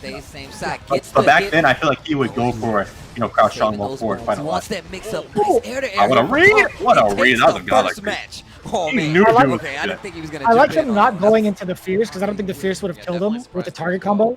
Right. Wait, did she have that target combo in this season? I think she didn't. I don't think she did. But no, right? I don't think she did. Not yet. I think that was season 3. Okay, that makes sense. That makes sense. Yeah, but also just a good option in general, like just to get the knockdown right. Yeah, he hasn't had to play a lot of these sets. He's been able to watch, but you know his game. NCR was before you. Throws in this set versus the last one. Yeah, last time he was in. Tell him how you feel. Tell him how you feel, dude. If I got hit by that, that's very unnerving. The setup. Oh man. I think he's trying to reach back row, right? Jump, yeah. Maybe. You know, I don't know. A lot of people don't realize this about Punk, but what's something so interesting from my perspective, being around Punk a lot around this time, was that we used to train a lot, or be at the same house where we would train at Justin's, right? And I feel like Punk is very similar to Justin. He's just more optimized, right? Like he is very lame at when he has the lead, and he's very aggressive when he gets in, right? I feel like that's the stark difference between him and Justin. Like he'll be a bit more aggressive than Justin when he has the lead, but he's very good at knowing when to be lame. Like he has a lot of Justin traits. Yeah, the core fundamentals are nearly identical. I feel like with between Punk and Justin. But I think Punk, the way he plays, also he's learned to get used to situations and find the optimized routes for any one of those situations. Right. That was definitely his marking as a carrying player back then. He was the guy optimizing everything. He used the Momochi to get past the fireball and halted it short just at the right range to round out. That was sick. Finding a way to get the hit. Yeah, I definitely thought, ooh, oh, that's smart. Just to make sure he gets the corner combo. You know, the best part is when that jump landed, there was a big smile on Yes. his face. Like, all right, Yeah. continue to jump right there. Yeah, definitely Punk's very strong here, but Yeah, seeing him now, you definitely see a lot of similarities still, but just so much more optimized. That's the interesting going back here is to see everyone's growth. Like both these players have grown so much. Yeah, same with Justin Wong too, right? Like Justin Wong again, like this year he was kind of like a little off this year, but then he found a character that suits his playstyle, which was Manat. Yes, Manat, and that, yeah, I feel like Justin was trying to play Karen kind of in the way he played third strike tournament, but I feel like Manat, Damn it! I feel like Manat definitely suits him way more. Justin's the kind of player that likes to win with one button. That's definitely Manat. With the patience. What a bait though. I can't believe he still baited him while he had cornered himself. Like, dude really went for that uppercut. He made the adjustment, so we'll see if that's going to be the case again. But those were yeah, the TOs did so much grassroots wise to help esports get to where they're at in FGC. Definitely want to honor their service right now. Thank you so much for all your blood, sweat, and shit. I'm keeping We're returning your card. Not mine. I think Lenzen has a point. I think Justin Wong did a lot to really pave the way for esports, for American FGC and esports in general, right? For sure. Putting himself on the map and getting a lot of attention to the FGC, right? I think the newer generation pursued that as well and like enhanced that for the FGC. But I think if you were to really dial it back, I think Justin Wong did it the best. It's just so much like. How many of the people in chat know of Street Fighter or play Street Fighter now because of Moment 37? Like, I'm here because of Moment 37, for sure. Like, I would not know. Big facts. Sure that Yeah, for sure. never gets comfortable. Yes, and like the main thing is that Punk, he has a very like simple. Yes, shout out to the TOs for sure. It's making do. They're still doing their due diligence now, man. Especially during these times, you guys are still holding down tournaments every week. And all these fight. Wow, nice. Salt Knight up in the business as well. Our Street Fighter, Reddit Street Fighter. Reddit Street Fighter. We have Salt Mining League, right, that we saw earlier, and then Blink, like people are mentioning. There's a DR tournament going on Saturday, guys. Definitely check that out. Ooh, I cannot wait to watch that. Yo, Yipes and Steve on the mic for that one. Oh yeah, that's something. And they got like I'm gonna be there too. It's an invitational. That's what the thing about it. like 16 or 12 of the best esports players, right? That's gonna be really sick to see. We said bro. Unsponsored item. Coming back to the Michael Jordan discussion, right? Like if you compare Punk to IDOM, right? Like who knows how well IDOM would have done if he had the kind of sponsor that Punk did, right? Like IDOM went to all these tournaments with his own money, right, and was able to do as well as he did and win Capcom Pro, right? But Punk had his sponsor, and he really took that to the next level, winning this and that, everything, really. So it would be really interesting to see how IDOM would have done last year with his sponsor. That's a very interesting retrospective too. The fact that IDOM had to travel out of pocket to go to majority of the events and still clinch out that many points and to win it all as well. Like I think super underrated player, man. I mean, definitely a Cinderella story. It's underrated for some of us, but people are like, "What do you mean underrated? We know how good he is." I mean, like in the eyes from like a broader perspective, like IDOM not being picked up by anybody still to this day is critical. To this day. I think it's critical. Sponsor this man. Yeah, IDOM definitely deserves a sponsor. If there's a sponsor out here, you gotta hit up IDOM. I think it's absolutely criminal. But I also think now, I think IDOM is also biding his time, really trying to pick up. I'm sure somebody's approached him, and now he's trying to find like the best deal because not only is the reigning Capcom champion, but he's still tearing stuff up in the online streets as well. Oh yeah, doing working numbers on fools. For real, he's found a way to remain relevant through the online world, right? And he doesn't take it lightly. He still treats it like offline tournaments. I feel like that's the mentality you have to have if you want to be a top player. You gotta deal with the climate we're in. What a whip punish from Monk. Didn't turn into anything standing. Oh, nice. Dude, Punk was really getting away with the set, but now Dude's starting to find his bearing. Like he's a bit more confident in his neutral decisions. Interesting dash up jab is the reversal to block around. Dude, kid left the stoop. Look at that. Both. Nice confirm. Once that same combo starts. It's so funny how we rarely see Karens try to build their V gauge. Like you know how in the current meta, like Karen, the way players would use their meter, like EX Tenko and then charged up V skill. Oh yeah. They do it pretty often, right? To build that V trigger as soon as possible. Oh, that's cheeky. Nobody did that back then, right? And no one really did that. I wonder if that combo even worked back then. Like Karen's had such like weird tweaks to her gameplay that kind of enhance her damage, right? But he's got to close this round out. He committed a lot of resources. Woo! That could have been big. Yeah. Oh, it's still gonna be big. That's crazy. I feel like if we're questioning it in regards to Punk, I feel like Punk probably was trying to optimize everything, right? Like he was known for that back then. So I have a feeling that combo might have not worked back then. Feels like a safe option, but not at that range. Not against That's a real serious question. Pupusas or gorditas? Pupusas 100%. Oh, I like gorditas. KnuckleDu is catching up fast. Moving on. I look like I'm in the minority here. Cracking the defense twice in a row. Don't judge me, man. What the? Listen, I gotta take you to this pupusa spot when this quarantine is over, man. Bro, okay? you know the spot, man. I trust you with my food life. I got you. When it comes to Mexican food, I got you, man. Oh god. Dude, let me steer the boat. Yeah, let me drive the boat. Let me drive the damn boat. I don't think we have had good Mexican food since we moved to the valley. Oh, wow. What? Go for that upside down kick again. Oh, I meant to confirm off the front. That was Look at that little smirk. No, that's too. Very appropriate reaction. He's like, all right, now I can breathe easy. It was the same problem that Du had last time, right? He kept going. Yeah, pupusas is man good.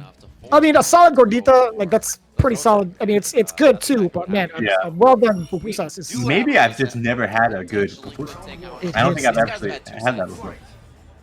Oh yeah, Salvadorian. I was gonna bring that up. I had Lomo Soldado one time with Vi. Bro, that was life changing. I was like, what? Wait, is that Peruvian? Is it? Oh, actually, it's Peruvian. Yeah, you're right. My bad. Yeah, that. Oh, goodness. That stuff is mad good too. Yo, Inca Cola? Oh, I'm all about that. Oh yeah, Inca Cola. It really just. Oh, dude. It's weird. It's so weirdly good. It just hits. It just with the meal, dude. It just hits. Yo. Oh my god, they're both Yo, I got my reset, and I'm bringing them back out this time. Who's down will work right first. Don't think I forgot. Yeah. Who's gonna do the maximum baggage? That's funny, like, Punk is back on PG again, by the way. That was a recent announcement this year.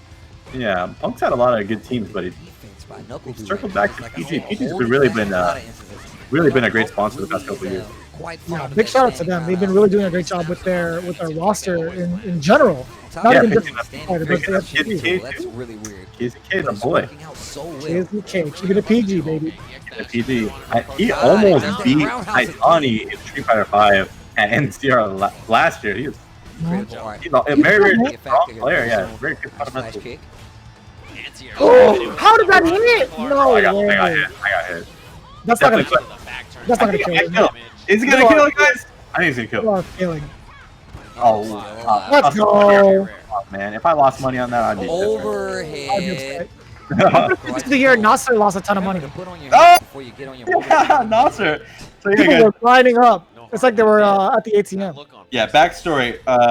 Actually, my call score is, but Nasser was betting on one of these two gentlemen here, right? And whoever lost here, he lost. He lost a ton of money, dude. I believe I saw a retrospective. I have the same phone they do, the little rose gold iPhone. It's like every time he backs off and tries to throw booms. Dude, what was it called? Oh, it wasn't this match? But just in general, I think it was this year. Nasser definitely, like, I remember Jeremy definitely collected from Nasser. 100%. Oh, 100%, bro. There's no way he There's a didn't line, raise at least like legend. 10 to 15 people All bomb. the It was so nonsense funny. that Punk's doing. Whoever do is We need to get Nasser in one of these perspectives next time. Like, if we do NCR 2018, we have to ask him, like, hey, so what was your mindset in picking this person over the other? And why were you so confident? Like, He would probably sound so aggressive, dude. I don't even want to make his. I don't even want to impersonate him, dude. If you guys don't know who Nasser is, do yourself a treat. Go look up Capcom Pro Tour Nasser. he's the best. He's a legend. That was peak Nasser. Match 2 of this reset. Oh, don't talk about Mofongo, bro. You guys are trying to make me hungry. How did this always happen, dude? I feel like we come in here hungry, but the last We leave here happy. You know what I'm saying? I'm glad the chat brings this up. This is why this chat is like my favorite. You know what I'm saying? They know the real questions and they have some of the real techniques too. yes, for sure. No, You the guys real. have good Talking about Mofongo. You guys are actually the real ones in this chat. I know. We appreciate you guys. You may make us hungry, but you make our hearts very full. Damn, bars. Dang! Always checking the twos. There it is. Yeah. There it is. Okay, my stick's working properly now. Or my pad. My bad. Oh yeah, this is pad on pad right here. Pad on pad violence. You know, you started all this. Yep. I didn't It start really it. is It's your true. fault.